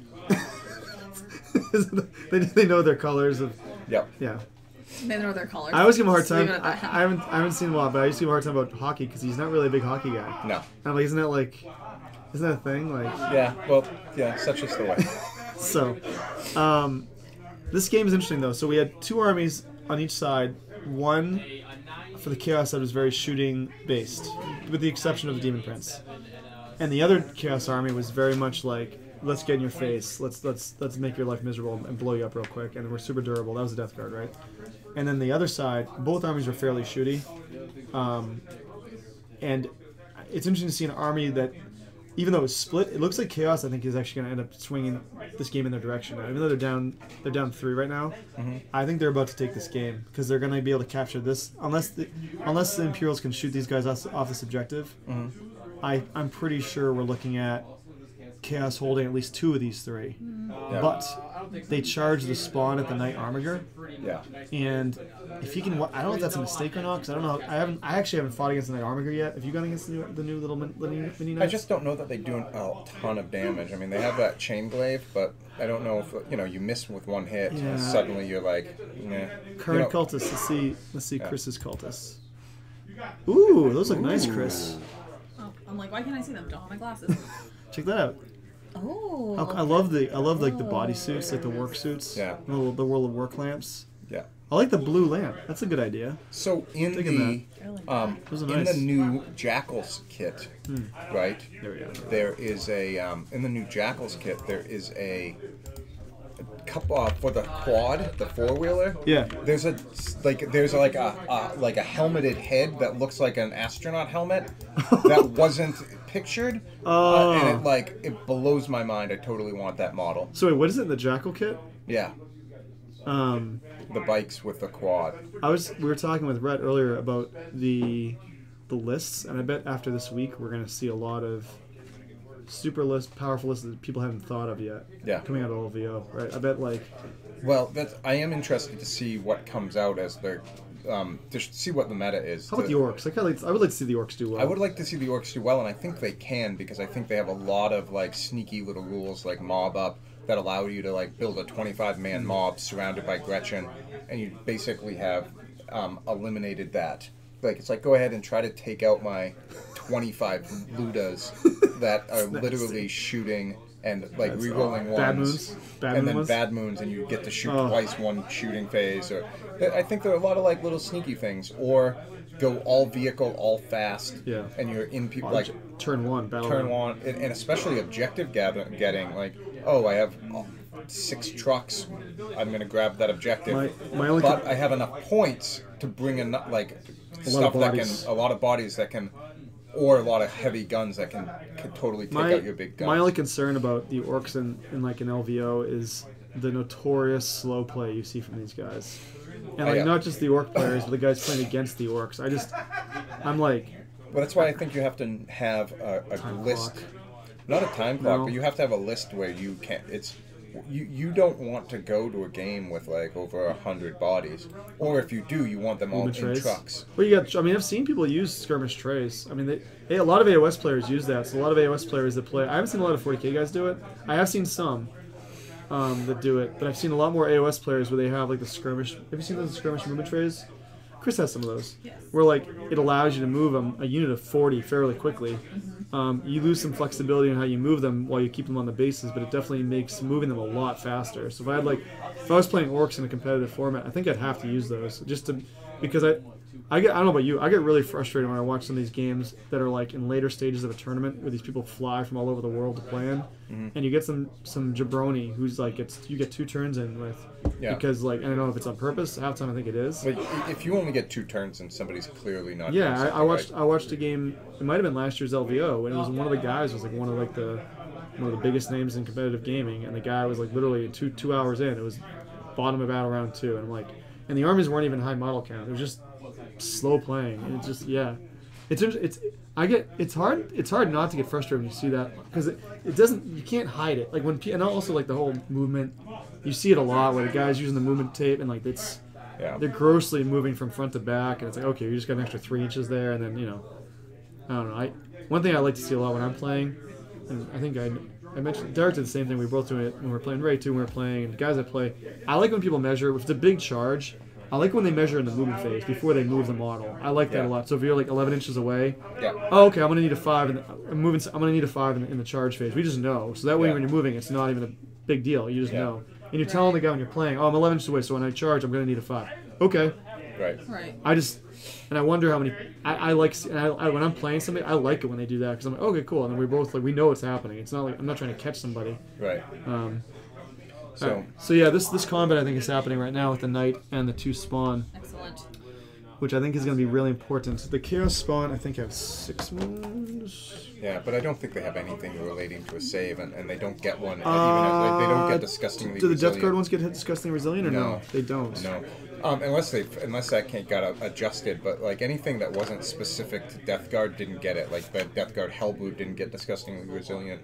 The 5-up Spawn save. didn't. Just a 5-up The save. Demon Prince didn't. Only 4 wounds. Oh, he could definitely one-shot those. Yeah. What do you think of the new Obliterators? I love that model. I mean, there are a few, I'm not a gigantic super fan of the way Games Workshop integrates kind of the fleshy bits. However, this particular model really yells to me. There's something about the gigantic trap guns that like coming out of their shoulders. They're like all muscle and like super cannons. Show it to me, please. You'll see it. It's I there's probably something have about seen this. it, and I just don't know what you're talking Oh, I haven't seen those yet. Yeah, so those are the snipers, the I haven't Vanguard seen those snipers. yet. Those. So is that going to be the basic Chaos Space Marines now? That looks like the basic Chaos Space Marines. Yeah. So this guy has, Very Bane-esque. it looks like a cross between Bane Yeah. and a Dreadnought, or a pretty cool. Hellboot. That's like a heavy plasma cannon, or ectoplasm cannon. That's cool. The wrist-mounted guns. That's friggin' cool. So I very much love this particular model. A lot better than the other ones. I'm not a huge fan in general of the Games Workshop like merging the flesh and machine in Chaos. I don't particularly care for that look. I think they've done it better on this model. It also could do with paint scheme because I feel like they do this weird paint scheme color. Those look good. I with you on the demonic stuff. Some of the demonic stuff I'm not as big fan of in the models. I have to say these look solid. The new what they came out with in this was what I had always hoped that like the Mauler Fiend and all that stuff was, because I don't particularly care for those models. I feel like they're too. I like the Hellbrute. Okay, It's a little static, but the like Hellbrute and the Helldrake are probably my two favorites from that era. my only problem with the Helldrake is I think the chicken legs are kind of silly. I think the rear legs, having built and painted that, I was like my only disappointment was that the rear legs are like these little tiny. Yeah. The wings are cool. Yeah. I would have almost rather have like either no hind legs or like probably just no hind legs. It just has these two little kind of stumpy little legs in the back. It's just kind of funny. Like why? Well, How's it work? I saw one of those converted into to look like one of the Forge World. The Helltown. Yeah, that looks. And I thought that was probably a better look. I modeled mine where it's like rearing up, so it's like it's facing up like this, which was I like that better than the. I'm not a big fan of its pose. The model's cool. It's incredibly detailed. It's like really detailed, and like there's all sorts of cool tubing coming out of the back. Yeah. That like isn't it cool when you build and paint something? You probably saw this with the Lord of Change. You don't realize the level of detail until you really build and paint it. Yeah. Because you prime it, then you're like, oh, I didn't notice there's like an eyeball there, or like Oh yeah. So There's a whole bunch of little like tiny like. Are you gonna buy gems Magnus and jewels soon? and- I'm sorry. What? Magnus. Yeah, after you do your Lord of Change, you're gonna buy the Demon Primarch of Tzeentch. Yeah. I don't have time for that or money. So you have when you painted, did you notice the runes in his wings? Aren't there Yes. There's like little Tzeentchian runes? like you gotta. I have to go back and look. Yeah. But How about this one? How about this guy right there? I love that. It's like a mechanical spider. That's a cool. It I is. love spiders. So that with like a spiky mohawk. That thing's awesome. I want that just to have it. Yeah, I am going to. That's There are going to so be people cool. that have bloody hands on the terrain after trying to pick that thing up. Seriously, it's like. I love that model. These look so much. The more I see these, the more I like these. So the other question I have here is, are they going to release these as generic Chaos Space They have Marines, to be. or are they going to be Black They're Legion? not Black Legion because there's no Eye of Horus built into it. Is there? I don't like, think so. look in the belt. I mean, that's painted. That's an 8-sided star. There might be one on the right shoulder pad. Yeah. So that looks like a decal. I hope they're not just Black Legion because that would be stupid. Would Black Legion though follow the trend that Games Workshop is following? I think it'd be silly for them. I mean, I guess they could do Black. I mean, play Black Legion. Don't get me wrong. The selfish side of me would love that, but I think it makes much more sense to make an undivided set like the Space Marines and then have upgrade sprues like the Space Marines rather than like, hey, we made Alpha Legion. They used to do that. Remember they had like the Alpha Legion. I think it makes much more sense to have a generic kit with. But these to me look. I don't see anything besides the painting of the shoulder pad. Yeah. That's definitely an 8-sided star. That eye's painted on, so it's not. That's fine. The other question, Brian, is how many of the boxes of Shadow Spear are you going to be picking up? No comment yet. I mean, not that you have a Primaris force and you have Black Legion. Like, this is coming right down. So this is bad for me, man. It's very bad. The battle boxes are like too good a deal not to get. I'm gonna say even if you don't play the armies, like I'll play that at some point, and then, hey Tim Ripley. No, like those battle boxes. So now I have like, I have enough Primaris where I can add a smattering into my Ultramarines, but I really want to do like an all at some point. Go back and paint pre-heresy. Put Paul on the phone. Put Paul on the phone. I think Paul's somewhere down there. Tim Ripley's like, I'd like to speak to the manager. I can manage. You can manage. Hey Tim Ripley, look at that. See that's half. So 1/3 of the bolt. I'm sorry, I'm like literally out of the... You look like you're really far behind us, but you're really not. It's just like the perspective, forced perspective. I mean, I'm pretty... Look at these Primaris intercessors just holding the line. Can they do it? I don't know. Maybe. Maybe depends on how many wounds are out there. I have a feeling that this turn is going to be like very much in favor of chaos in terms of VPs. Yeah. And then this knight is going to have to... This is where it comes down to command points, right? Chaos is done with the command. And there's still 7 left on the Imperial side, so that favors them a lot. So this kit's pretty awesome. So like, my guys fled. I'm going to use command... Oh, no, I don't have any. Dan, wait, we do. Dan almost got that charge off. He needed a 9. He had a 3 and a 3. Rerolled one of the 3. He's got a 5. They finished with 8. Oh, sorry. That's all right. That's all right. So, well, I'm going to go bounce back out through the store, and it's almost time for a prize giveaway. Captain Con tomorrow. Oh, yeah. Captain Con, 11 o'clock. Where's Captain Con? It's in Warwick, Rhode Island. Yep. At the Crown Plaza Hotel. What do you got? Just a quick update, we're screwed.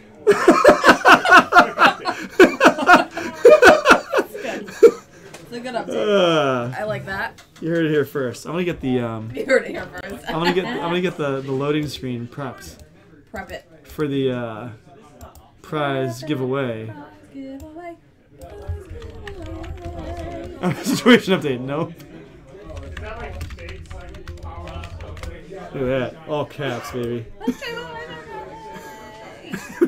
I love somebody like. I'm sure everyone just is really excited about us not paying any attention to this game. We're paying attention to the game. We can all see what's happening here. Oh, robots are dying. What's killing those robots? Well, something is. Oh, I think the Demon Prince got in. Uh-oh. Uh-oh. That's the Demon Prince. It's in there. It is. Yeah, they're kind of screwed, yeah. Okay, we're screwed. Yeah, they're kind of screwed there. Dan's oh-yang. Something happened. The Demon Prince is going to come out of those robots. So stupid AOS questions. Why are these start collecting models missing special weapons? Is that just a Stormcast thing? Chris, did you get the... You got the Storm... Was it the Hammer Strike Brethren or something? You got the start collecting box that was the original starter box, right? Is that the one you got? The one with like the guy on the Dracoth, the Liberators, the Lord Relictor. Yeah, Thunderstrike Brethren. Okay, so those were the starter miniatures. I don't think they came with like the Star Soul Mace. I think it just came with the basic dudes. But there's a way to convert that. I think they did it in one of the dailies. So if you want to do that and not get an entire new box, check that out. I'm pretty sure. And if you talk to Rick Daly or Les or Derek, all those guys have Stormcast armies, and I guarantee you they have extra bits. So talk to one of those 3 guys, and I guarantee they can hook you up. So you have to pick up a whole new box for like 1 weapon. So Star Soul Mace, you just do mortal wounds. Cool. There's no roll. It's like, well, how many mortal wounds you do? I think it's like D3. I haven't gone against Stormcast in a while. I've got my ass kicked many a time by Stormcast. Although I don't think I've beaten them a fair amount of times too. I actually don't worry about them as much as I do like other armies like Nurgle.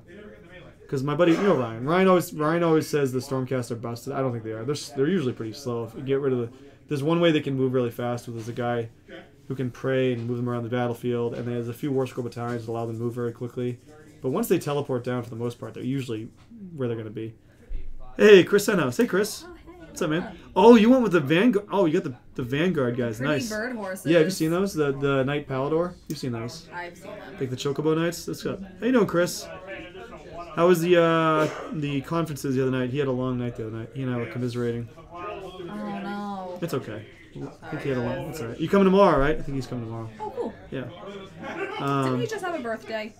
Did he? Chris, did you have a birthday recently? I feel like I saw this on Facebook. Maybe. Mike did. Mike's birthday was last week. They're over. They're just getting over now. 48 hours of meetings. I feel like there's a lot of birthdays. By the way, how beautiful is this terrain that Pat painted? Pat basically painted this entire table. Birthday dinner. Oh, happy birthday, man. Did not know that. And many more. Yeah, this table's gorgeous. Like, basically Pat painted and built All of it, everything. right? Yeah, everything. This is like the Pat table. It's beautiful. All like the houses and the trees. Yeah, the and top down doesn't really do it justice. The I'm gonna go to the side shot just for a second, so see if we can get it. Oh, that's us. Hi. Don't look at us that close. So look at that tree. That tree is gorgeous. I love that tree. It is, and he built that from the smaller trees, right? Yeah, he like From modeled that out of like the wild. What is it called? the Sylvaneth Wildwood. Yes, wildwood. Yeah, it's beautiful. It's a gorgeous tree. Man. It looks yeah. Anyway, and the buildings, the tower has like he individually colored the different stones. It's wicked cool. I love those little houses. Oh yeah. Well, have you seen I want to paint them. Well, you've seen the terrain that we're building for the Yes. Realm of Metal campaign. Pretty excited for that. What is the realm of metal called? Shamon Yes. or Shemon. I think it's more fun to say it's Shemon. Like you know. Shemon. Yeah. There you go.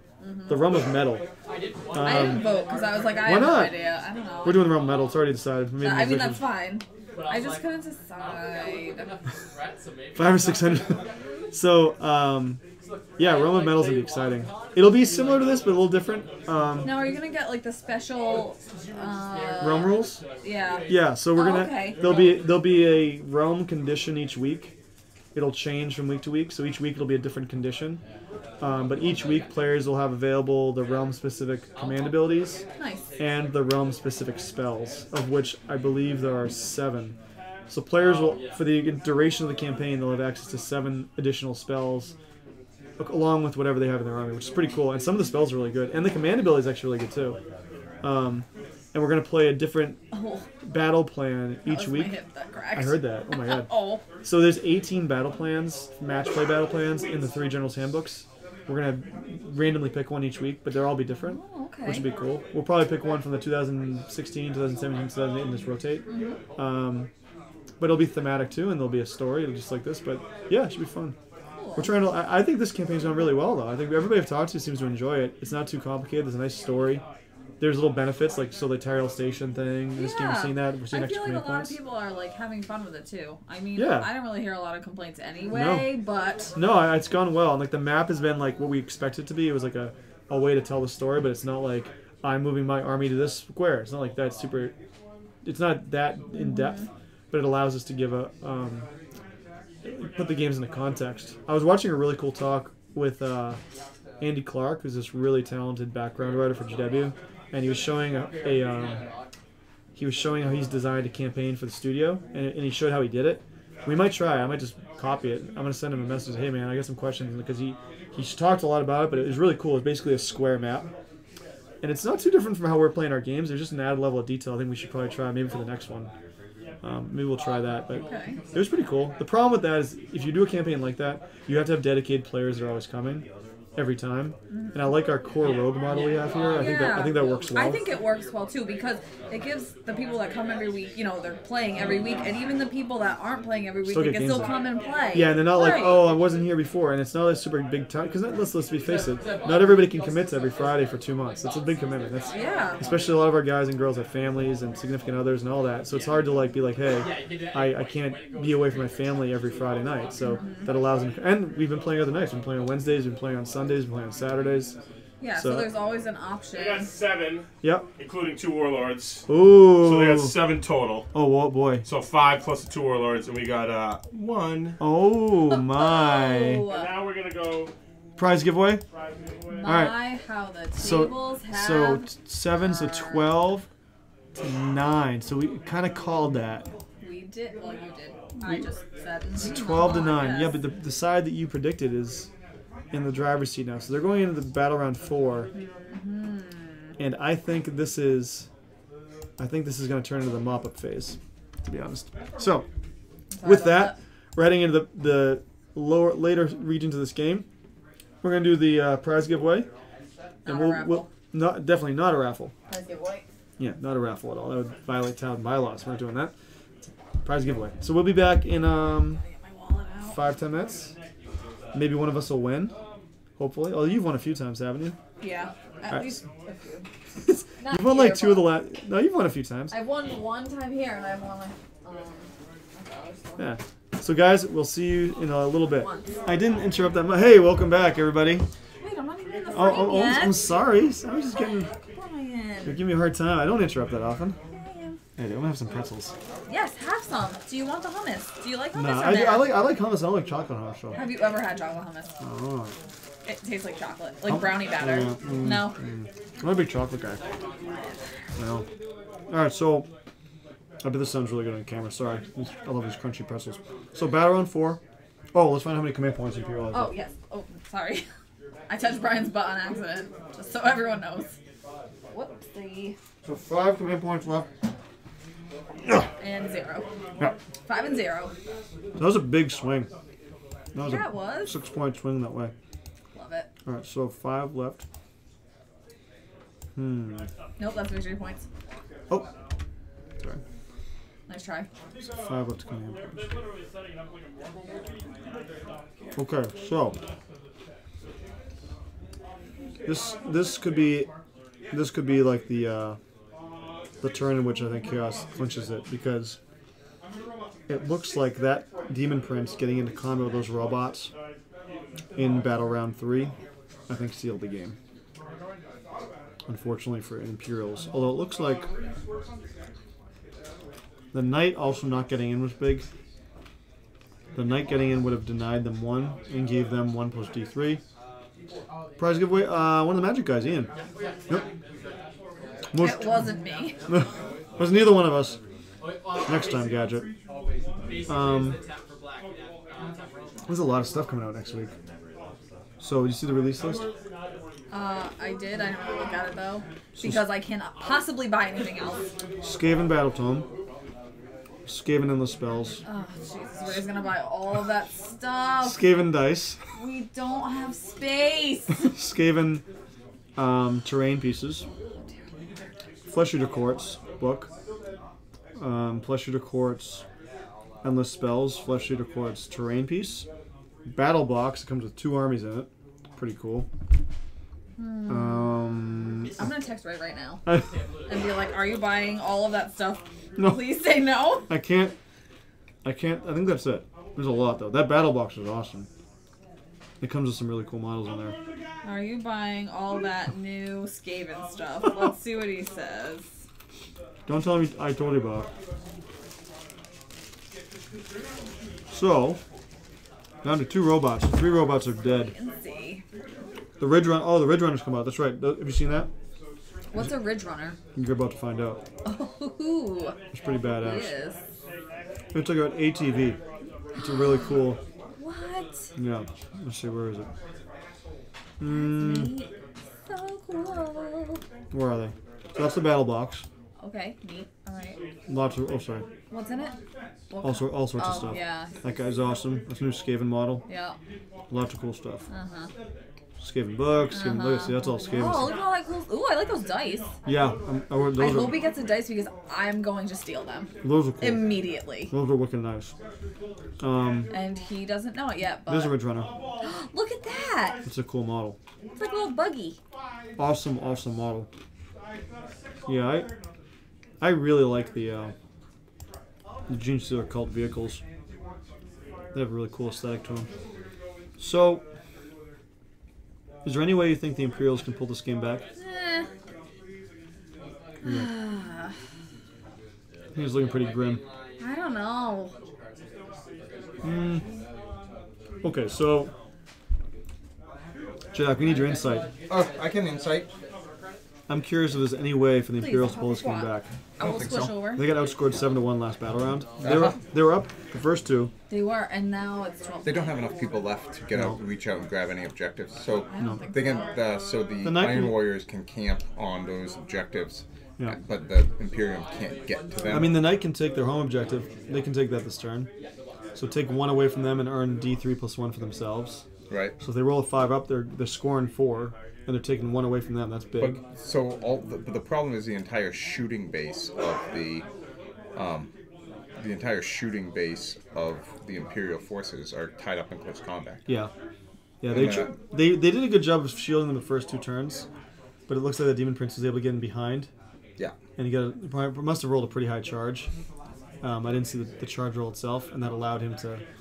And I think the Knight failing the charge in Battle Round 2 was big, Yeah. because I think if he had been able to get there, and he was scoring that turn Battle Round 2 and scoring that Battle Round 3, we could be looking at a very different scoreline.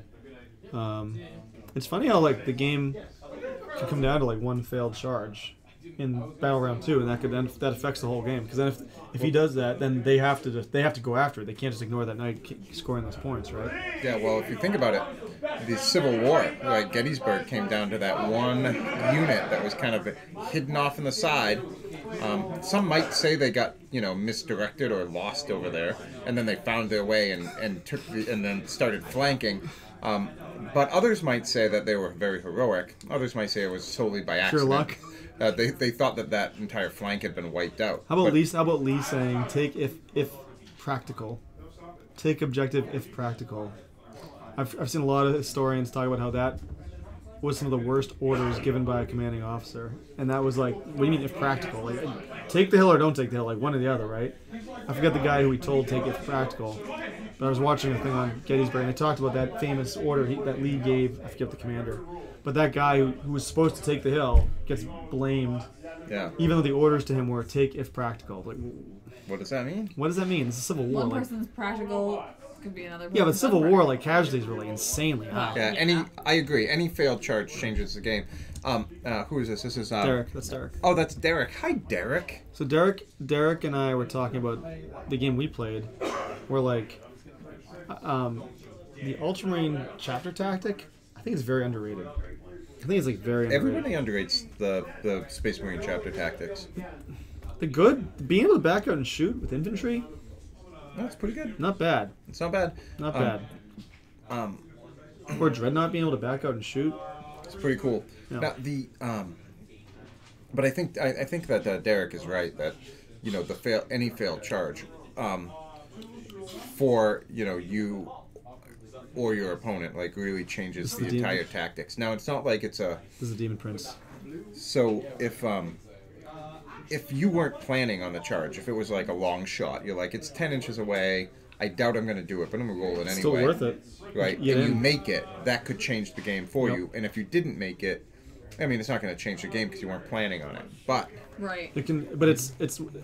I like how in 40K you get punished for that though still because they can Overwatch even if you don't get let's say they fail a charge, you still have to suffer the Overwatch. And I think as an aggressive player you have to account for that. Like you can't just it's a risk that it's not all in your favor because if you fail a charge, I only failed the charge. But if you're fighting a unit that has some serious firepower, right, you have to consider that. Like when I played Ray's Tyranid army 2 weeks ago, he had the Exocrine, and it was almost not worth charging. Like if I had to go back, I wouldn't have charged it. I just wouldn't have, because it effectively killed 2 of my Terminators for free. I didn't even get into combat.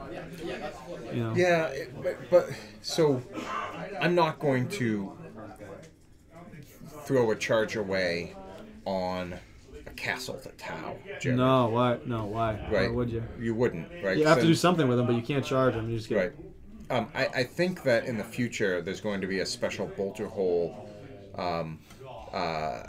anti-castle. anti-castle Now you get rid of orbital bombardment for anyone castling Tau. But I also think that claim the high ground, Anakin. yeah, So the castle thing though, like the Tau, I think if you go into a game without any sort of like long range shooting at all, unless your army just doesn't have it, right? I feel like if you send some shooting into that Tau Castle, you can soften them up pretty easily. Not when they're surrounded by drones. But I mean, it takes. But here's the thing: if I have my Orc Ludas, I have 15 Orc Ludas, and I just focus on one squad, that squad shouldn't be there. No, probably not. Yeah, probably not. I mean, so you put the. Oh, look! That armature is. That's big. That is big. That's big. So. And it looks. There's only one more robot left. Yeah. So that might be contested. In which case, neither side will score that. Yeah. Excuse me. And that gives Chaos 1/2, right? So Chaos won't be getting that if it's contested, and that's not objective secured. The Castellans are heavy sports. They're not troops. What am I thinking? So let's say the Knight kills those guys off. They grab that. D3+1. Yeah.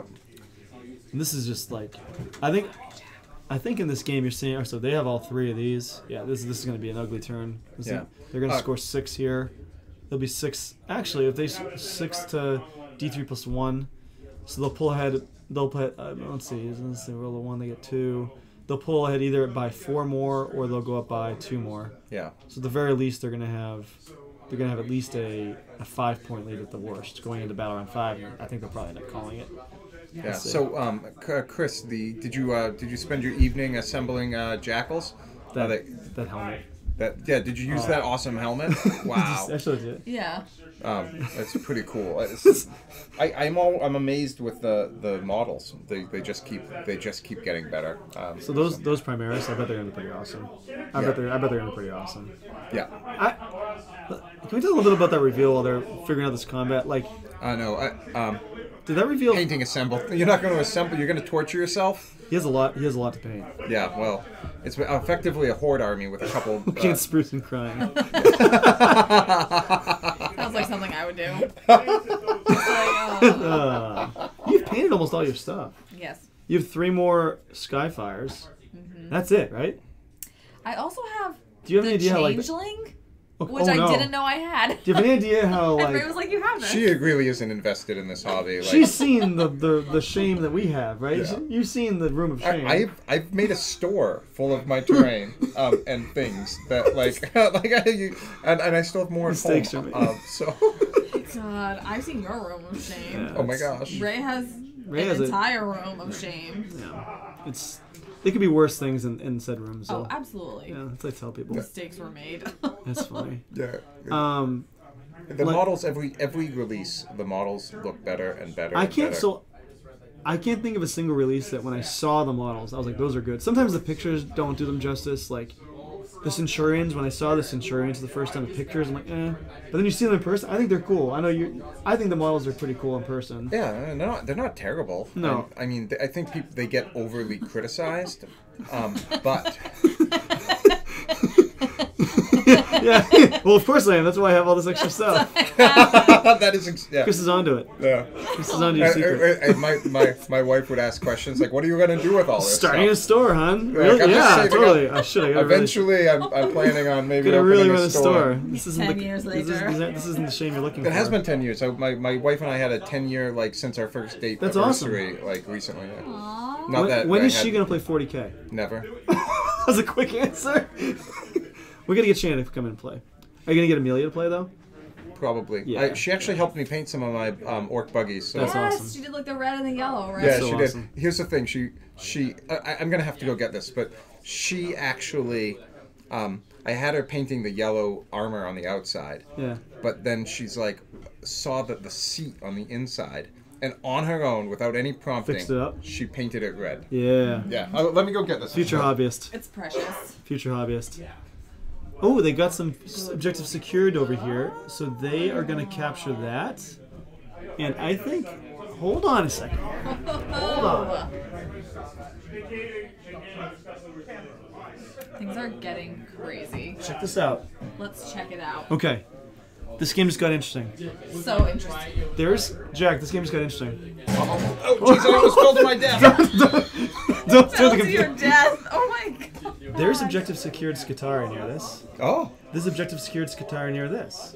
Uh-huh. So, let's say Imperials hold these two. That's 1. Well, they have to. That's 3 because they have objective secured, whereas the other guys don't. They have to shoot those Iron Warriors off those 2 objectives. That's what they need to do. They need to shoot those guys off. Those are characters actually. Those are Death Guard, Blight Spawn. Okay. And they're hiding behind the house. But these guys they can kill. If the Imperials are able to get out of combat with this Demon Prince, not hard. Back up. Right. Back up there. Capture both of these with objective secured. That's going to be 1, 2, 3. Shoot off those 2 Chaos Space Marines. That's not asking a lot, right? No. Okay, so it's 2, 3 objectives to them. They capture. Let's say he comes in, kills those. He should capture. That's deep. I mean, at this point, objective denial is just as important as. I'm saying they can go ahead now. Yeah. They can flat out go ahead this turn. So this is 3. Here, D3 plus 1. So at minimum 5. Chaos scores 1. 5-1. They go up. That's a 4-point swing. They're up by 1 going into the battle round 5. If they're able to do that. Wow. They could actually pull ahead. Well, I heard Dan just yelling something about charging. I think that knight. Well, the knight has to go in and take this. They need to take the objective this turn. Yeah. And these guys need to stay alive. So this is. Let's just take a. Oh, yeah. So this is my Let's daughter. Let's go to the big shot. Hold on. My daughter. The big Hold shot. on, boost. Oh, there we go. Sarah's hiding. So my daughter was helping me paint. She was here for an afternoon. So I gave her this task to paint the buggy yellow. On her own, she got the red paint, and she's like, the seat needs to be red. That's awesome. And she Right? did that. And she did that. And then she said the front needs to be red too. That's awesome. And so here's the thing with that. Like, granted, the nose drill needs to end up being silver, but the red on the armor plates there will all stay. That's it's like really super cool. Yes, she's 5, but she's going That's to. awesome. She's definitely going to She be. saw those 2 You separate raised an parts. orc. I did, yes. That's awesome. She's cantankerous, especially in the morning. She is not a morning person. Nothing wrong with that. Yeah. It's a good word, cantankerous. Yeah. It is. Yeah, we have to talk to her a little bit about being fresh. That's what we call it. Yeah. Being fresh. Yeah. I could, But I actually would prefer that she's fresh Here we with go. us and Here we go. not fresh with at school. Here we go. Right. So he needs to make sure that these guys. Now here's the thing: this same squad cannot capture both. So it's advantageous for him. Let me just see if there's anybody. I don't think there's any Chaos guys near this thing. Hold on.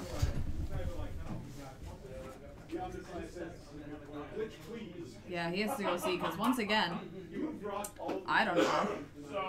Okay. They're gonna capture both those, I think. So there's Both 2. of them? Yes. So there's 2 Scutari hiding under the tree here, which you can't see. Oh, okay. Those 2 Can you Scutari. see it from the side view? Yes, you can. Yes, you can. Hold on. Pull camera. Yeah, you can see them right there. Okay, yep, there they are. So those 2 are holding that tree because their objective's secured. Yes. They'll have that. And then these Scutari, assuming they don't die, will capture that with objective secured. Uh-huh. I don't think they're going to be able to shoot these guys up. I just think they've lost too much shooting, which is really unfortunate because that could be the difference right now. So let's say they capture their own, they capture the middle, and they're able to capture the bottom one. Oh, they killed! Wow, they killed the Demon Prince. Okay, that's big. You can actually hear the excitement in Dan's voice. This is fun. This is big. Demon Prince just left. Yeah, I think they're gonna win this game now, Jack. So they're gonna capture their home objective. They're gonna capture this objective. They are not gonna capture this, unfortunately. They're not gonna deny that, unfortunately, this turn. They don't have any shooting because that was combat phase that just happened in, right? Yeah. But, okay, so they're gonna have to do this combat down here. He should win that combat. If he wins that combat, you're looking at 1, 3 plus 1 plus D3. So 4 plus D3, so minimum of 5. Chaos is going to score 4. So they'll pull even. But if they roll a 5 or higher, they'll score 7. Chaos will have 4. They'll tie it. So if they roll a 5 up, they're going to tie this game. And then there's another And turn. they should pull ahead next turn. Yeah, because then the next turn they can focus on blasting. Yeah, I Everyone think off objectives and deny. they have this game actually. I thought they were kind of Oh, screwed. and then that's that. Yeah, I think they actually have this game. Wow. Dan always gets excited unless he's losing.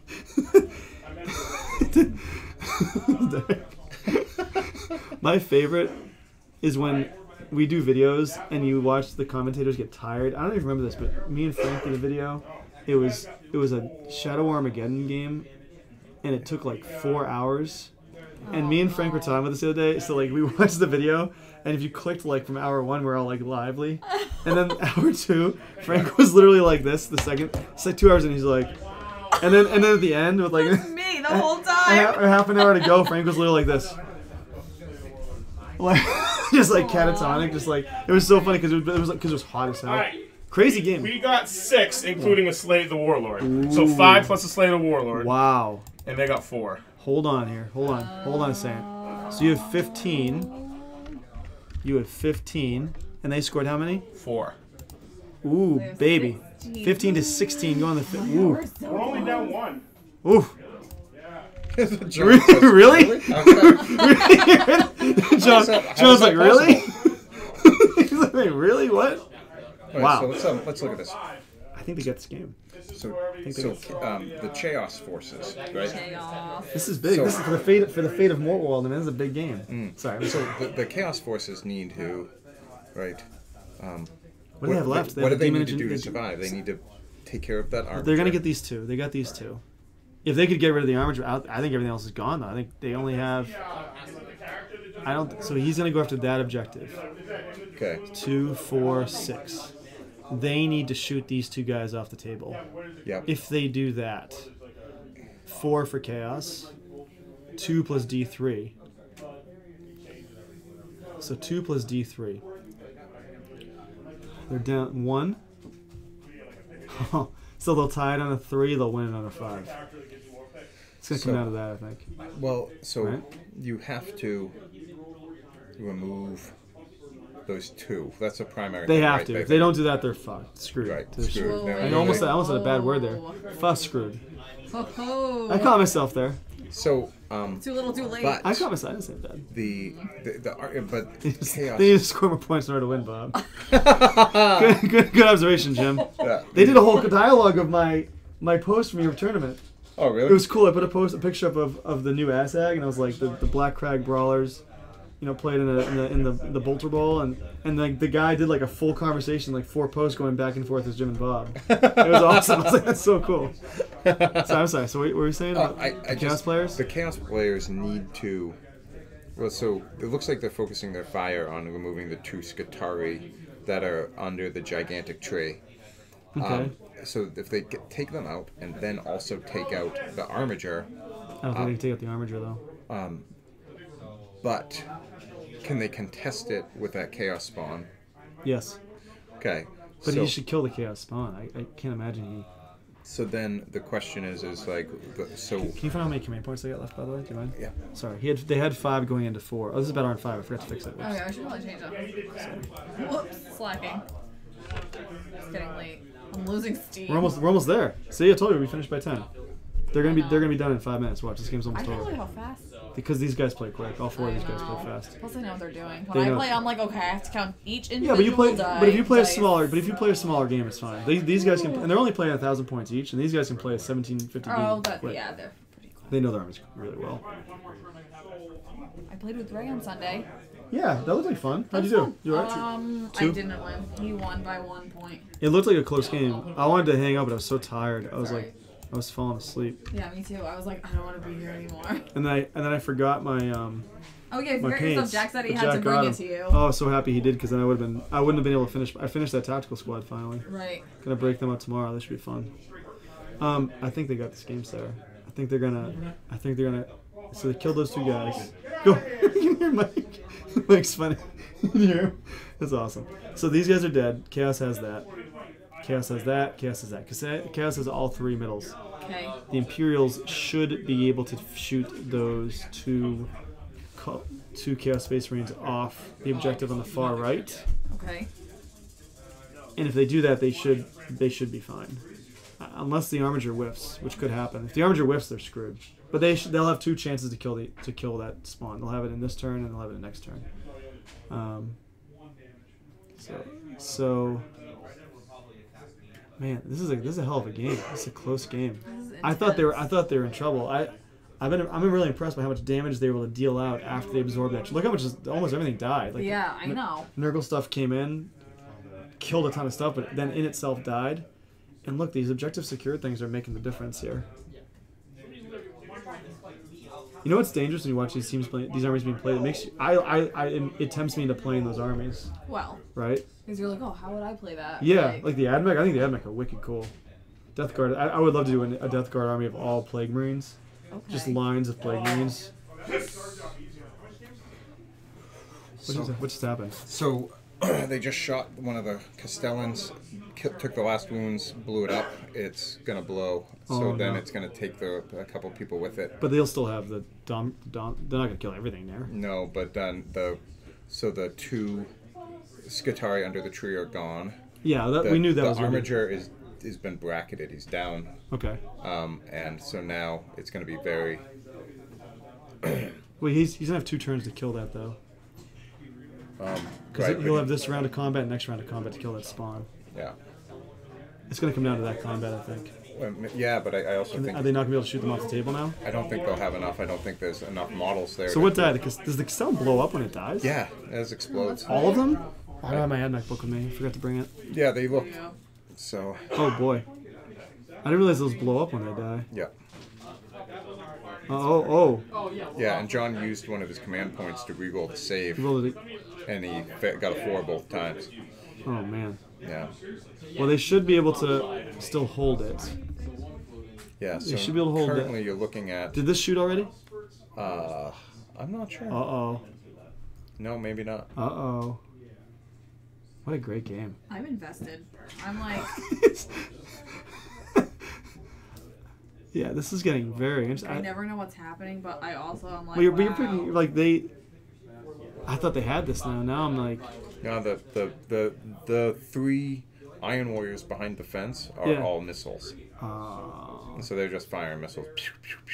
Is that what did the damage to the habit? Yep, and took the last 2 wounds off the Castellan. So it's funny, even though Mike's army was decimated the first turn, he still had a huge impact in this game, just with the missile launchers alone. Yeah, man. What a game. What a game.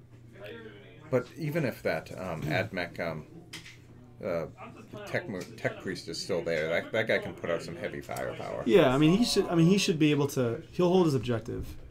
What's the range of his guns though? Does he have the range to reach these guys from there? Not those guys, but he could probably guy? Get rid of that. Hopefully, get rid of that plague.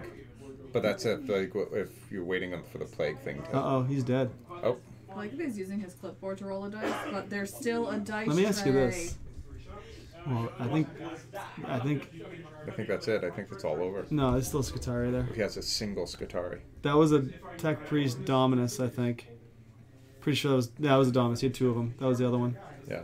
So I'm wondering, is that 1 Scutari left? Yep. Wow. Yep. Could he be the hero they need? It's not the one they deserve. Not the one they deserve. Dan's making some saves here on his Armiger. You can tell. Or it must be melee. They must be doing the melee. Yeah, there's nothing left to shoot. Okay, so... Oh, and there it goes. That was That's it. That's going to be it right there. So they're not going to be able to capture that objective. They're going to have 6. The most they'll be able to score is 5. That's going to be a game. They're going to lose by a few points there. What a game. This is the melee attacks. Wow. I'm actually really surprised they were able to punch out enough firepower to kill those units left. I didn't expect them to be able to do that. Yep. Wow. This game's come down to the wire. Because that battle round 4 really went in a direction I didn't expect it to go. Yeah. Man, oh man. Quite a game. We've been fortunate. Like, pretty much every game that we've recorded, most of the games have been really close. Almost all of them. It's always till the last moment. And even the ones that got a little out of hand were still close for most of the game, and it came down to like either a single roll or a single decision. Yeah. It wasn't like the game was won in turn 1 by the army build phase. Yeah. I'm actually really curious to see what armies do well this weekend. Oh. So man, for Shadespire now. Yep. How many warbands are in that game now? There's a ton, right? So you have 8 from season 1. Yeah. And now is it 8? 5 from season 2. 5 for season 2. So what? 13. Well, wait. No, more than that. Is it more than that? No, 4 because the 5th one was previewed. It's not released. Right. Because the 4 is the Stormsires guys. Yeah, the Cursebreakers, the Nighthaunt, the Briar, the Moon Clan Grot. The Moon Clan Grot. Dark Oath. Not yet. Oh wait, yeah. Dark oh, Oath's the out. Grots. Oh wait, oh yeah. Oh, and the that's Eyes of six. the Nine. Eyes of the Nine. Eyes of the Nine, Grots, and the, Dark and the Oath, Mogs, and Moloch. so Yeah. 6 and 8, so 14. Yeah, so there were a couple left to come out for. So the Sylvaneth, and there'll be another one. Yeah, the What's the art with the Overlords. Right. Right. So that's gonna be. I mean, I had a pretty easy time remembering what was what in Shadespire, but if you're a competitive player, being able to remember what cards are in that game now must be pretty Well, there's tough. over 1,000 cards now. So it's like to know. I haven't looked at what cards are actually restricted and banned now because Rick was telling me. There's just a handful of restricted banned cards. It's not a big deal. That's good. I know the Cataphrane. I know the relics of the Cataphrnes was a thing. Hey, Sylvaneth, yeah. So all of those got a bump in their cost, the Cataphrnes, Good. because they were so overused. Yeah, if you got like the max set, you were just winning. Yeah. So this is the part of the game where I don't think they have a chance now, right? Well, I guess I didn't know this, but guys- that they got charged. I guess those 3 guys in the back were still alive. I thought they were dead. I'm gonna see what those are. They are something. Oh, jeez. We're good. We're good. It's all Oh set. my god. We had a. Hi. I'm very close. Oh, wait. Whoa. It's just my tiny head in the background. I'm close. I'm far away. Check this out. Let's check it out. Let me see what that What's one the is. scoop, Betty Boop? Betty Boop. That's from ages ago. Yes, thank you. Those are objective secured in the Show back my line. age. Aha. So he can retreat out and get within 3 inches of that. Is he Ultramarines? And can he retreat and shoot? No, but he can just back out and claim it because he's a true choice. Because those are intercessors. So those 3 intercessors can back out if they survive combat.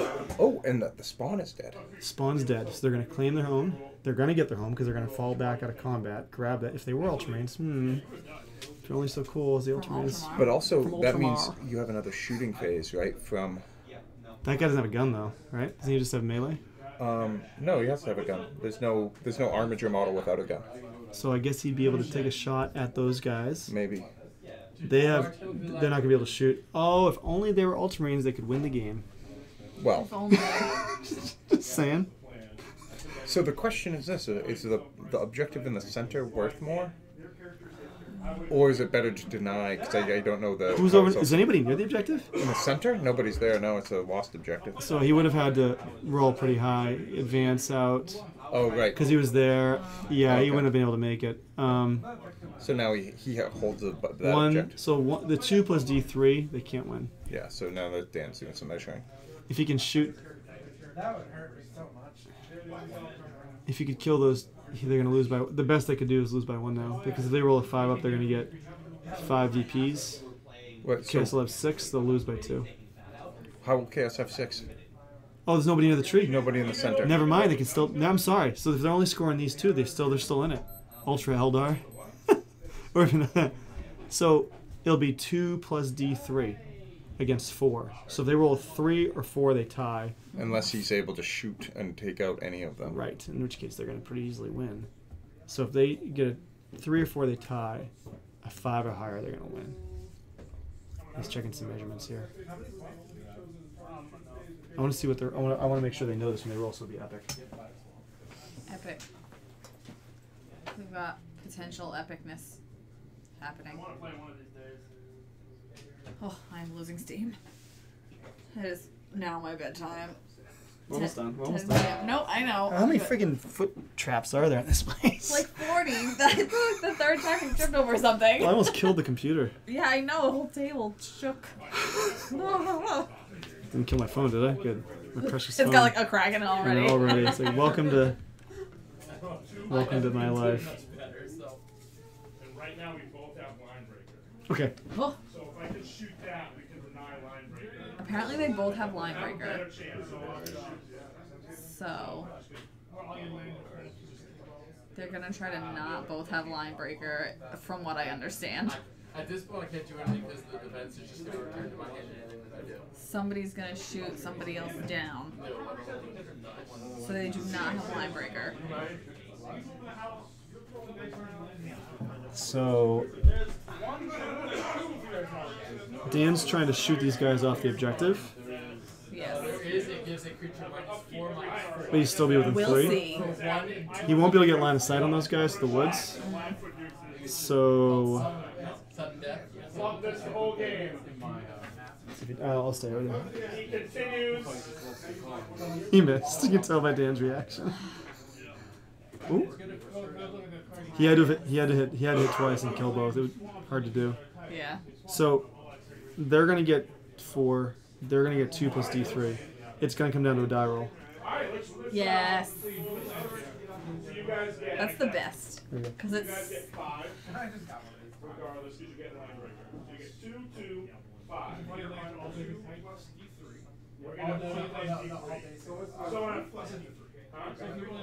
They're trying to tally up how many VPs they're going to get. Hold on a sec. So. Oh, gee. All right, we have some camera movement here. Because it's going to come down to dice I'll tell you in a sec. It's not very big. So right now, Can you get closer? 15, 16. 15 Imperial, 16. I think, do you have any counter spells you have?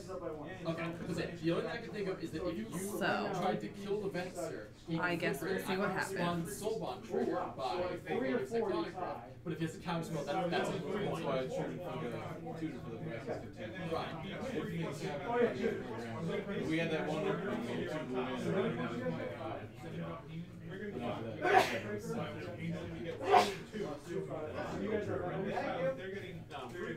So what was the Temporal Master that you rolled there? Or wasn't the choice? Here we go. So 5 or more they tie. Would you have cast on? Okay, so with a 5. Oh, good game, good game. What'd they get, 2? They lost. Imperial lost. Great game. On a 5 or more they would have tied. It was a great game. Line breaker, slay the warlords.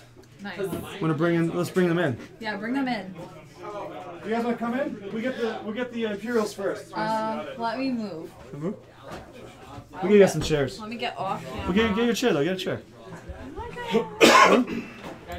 Come on in. Here, bring it in. Let's put the final. It's like the real world, right? So the final score was what? The final score was they scored 5, so 21 to. Yeah, so we got 4 there. So we lost by Good 2. game. Good game. Great game. You scored 4? Yeah. So you lost by 1. 20 to 19. Great game. So, okay. Shot. That's the wrong shot. There we go. Okay, so tell us about that game. I really thought it was going to be way worse than that. Yeah. Like, I was really, like, we were joking around, but Like somehow we had a couple of good turns at the end. Right before the shocker. Battleground 3 and 4. I was like, Yeah. I thought 3 was gonna make it ugly, and then like, whoa, they just scored a bunch of points there. I fought against a lot of Demon Princes lately. They're nasty. They're nasty. They're beasts, yeah. I think they're the best thing in the Chaos Codex, honestly. The Chaos Codex, like, I think they're pretty good. What was your favorite moment of the game? Probably him shockering the Demon Prince. Giving the Demon Prince the shock. Yeah. Well, Litany the Electromancer goes off, and I've moved every unit. I'm like, all right, I will get everyone within 1 inch because. Oh, because mortal wounds, right? Yeah. That's awesome. It's D3. I'm like, let me just huddle around him and. Yeah. Hope for the Is that best.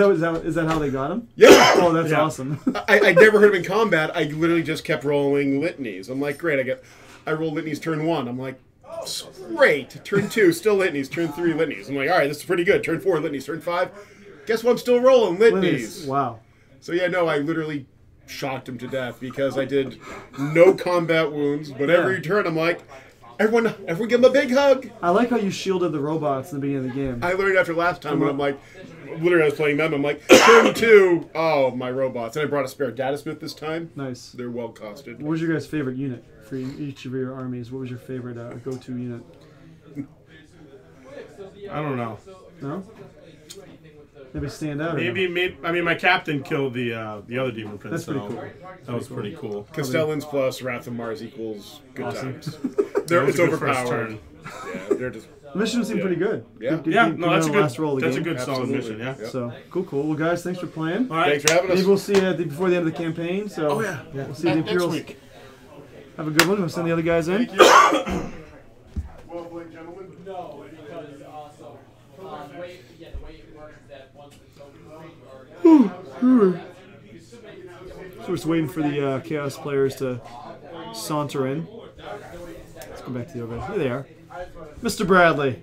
Hey, Brian. What's up, dude? It's going pretty good. Going on? Won a game of Warhammer.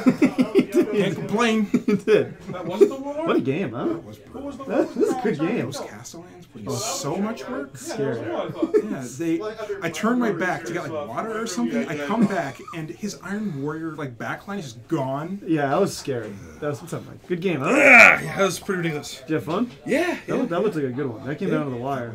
Yeah, it was. I mean, turn 3. We were looking at. We were like, yeah, we got this. I jokingly said to Dan that I said, you got this. You're right where we want us to be. And then mortal wounds, and just bringing down the Demon Prince. I'm like, well, unfortunately, we kind of are where you want us to be. Yeah. That Demon Prince has managed to survive that combat and murk those robots. Oh yeah. The last robot and moving to the little guys. Yeah. That would have ended very poorly for everything over there. Yeah, that was quite a game. That was a lot of ups and downs. I thought you guys had it very easily at turn 3, and like you said, that those mortal wounds from the litany, I think that definitely kind of kept it interesting. And then right down to the last roll of the game, I thought if they had been able to take those 2 Chaos Space Marines off that far objective with some more. Got the gun crew rule. Yeah, that means they have basically character protection. Yep. Wow. Yeah, it's the whole point is you can't shoot them off the gun, but try to use it to my advantage. You just can't shoot off the point either. So yeah. So, did they leave the gun behind and go up? The gun died turn 1 to Phosphor.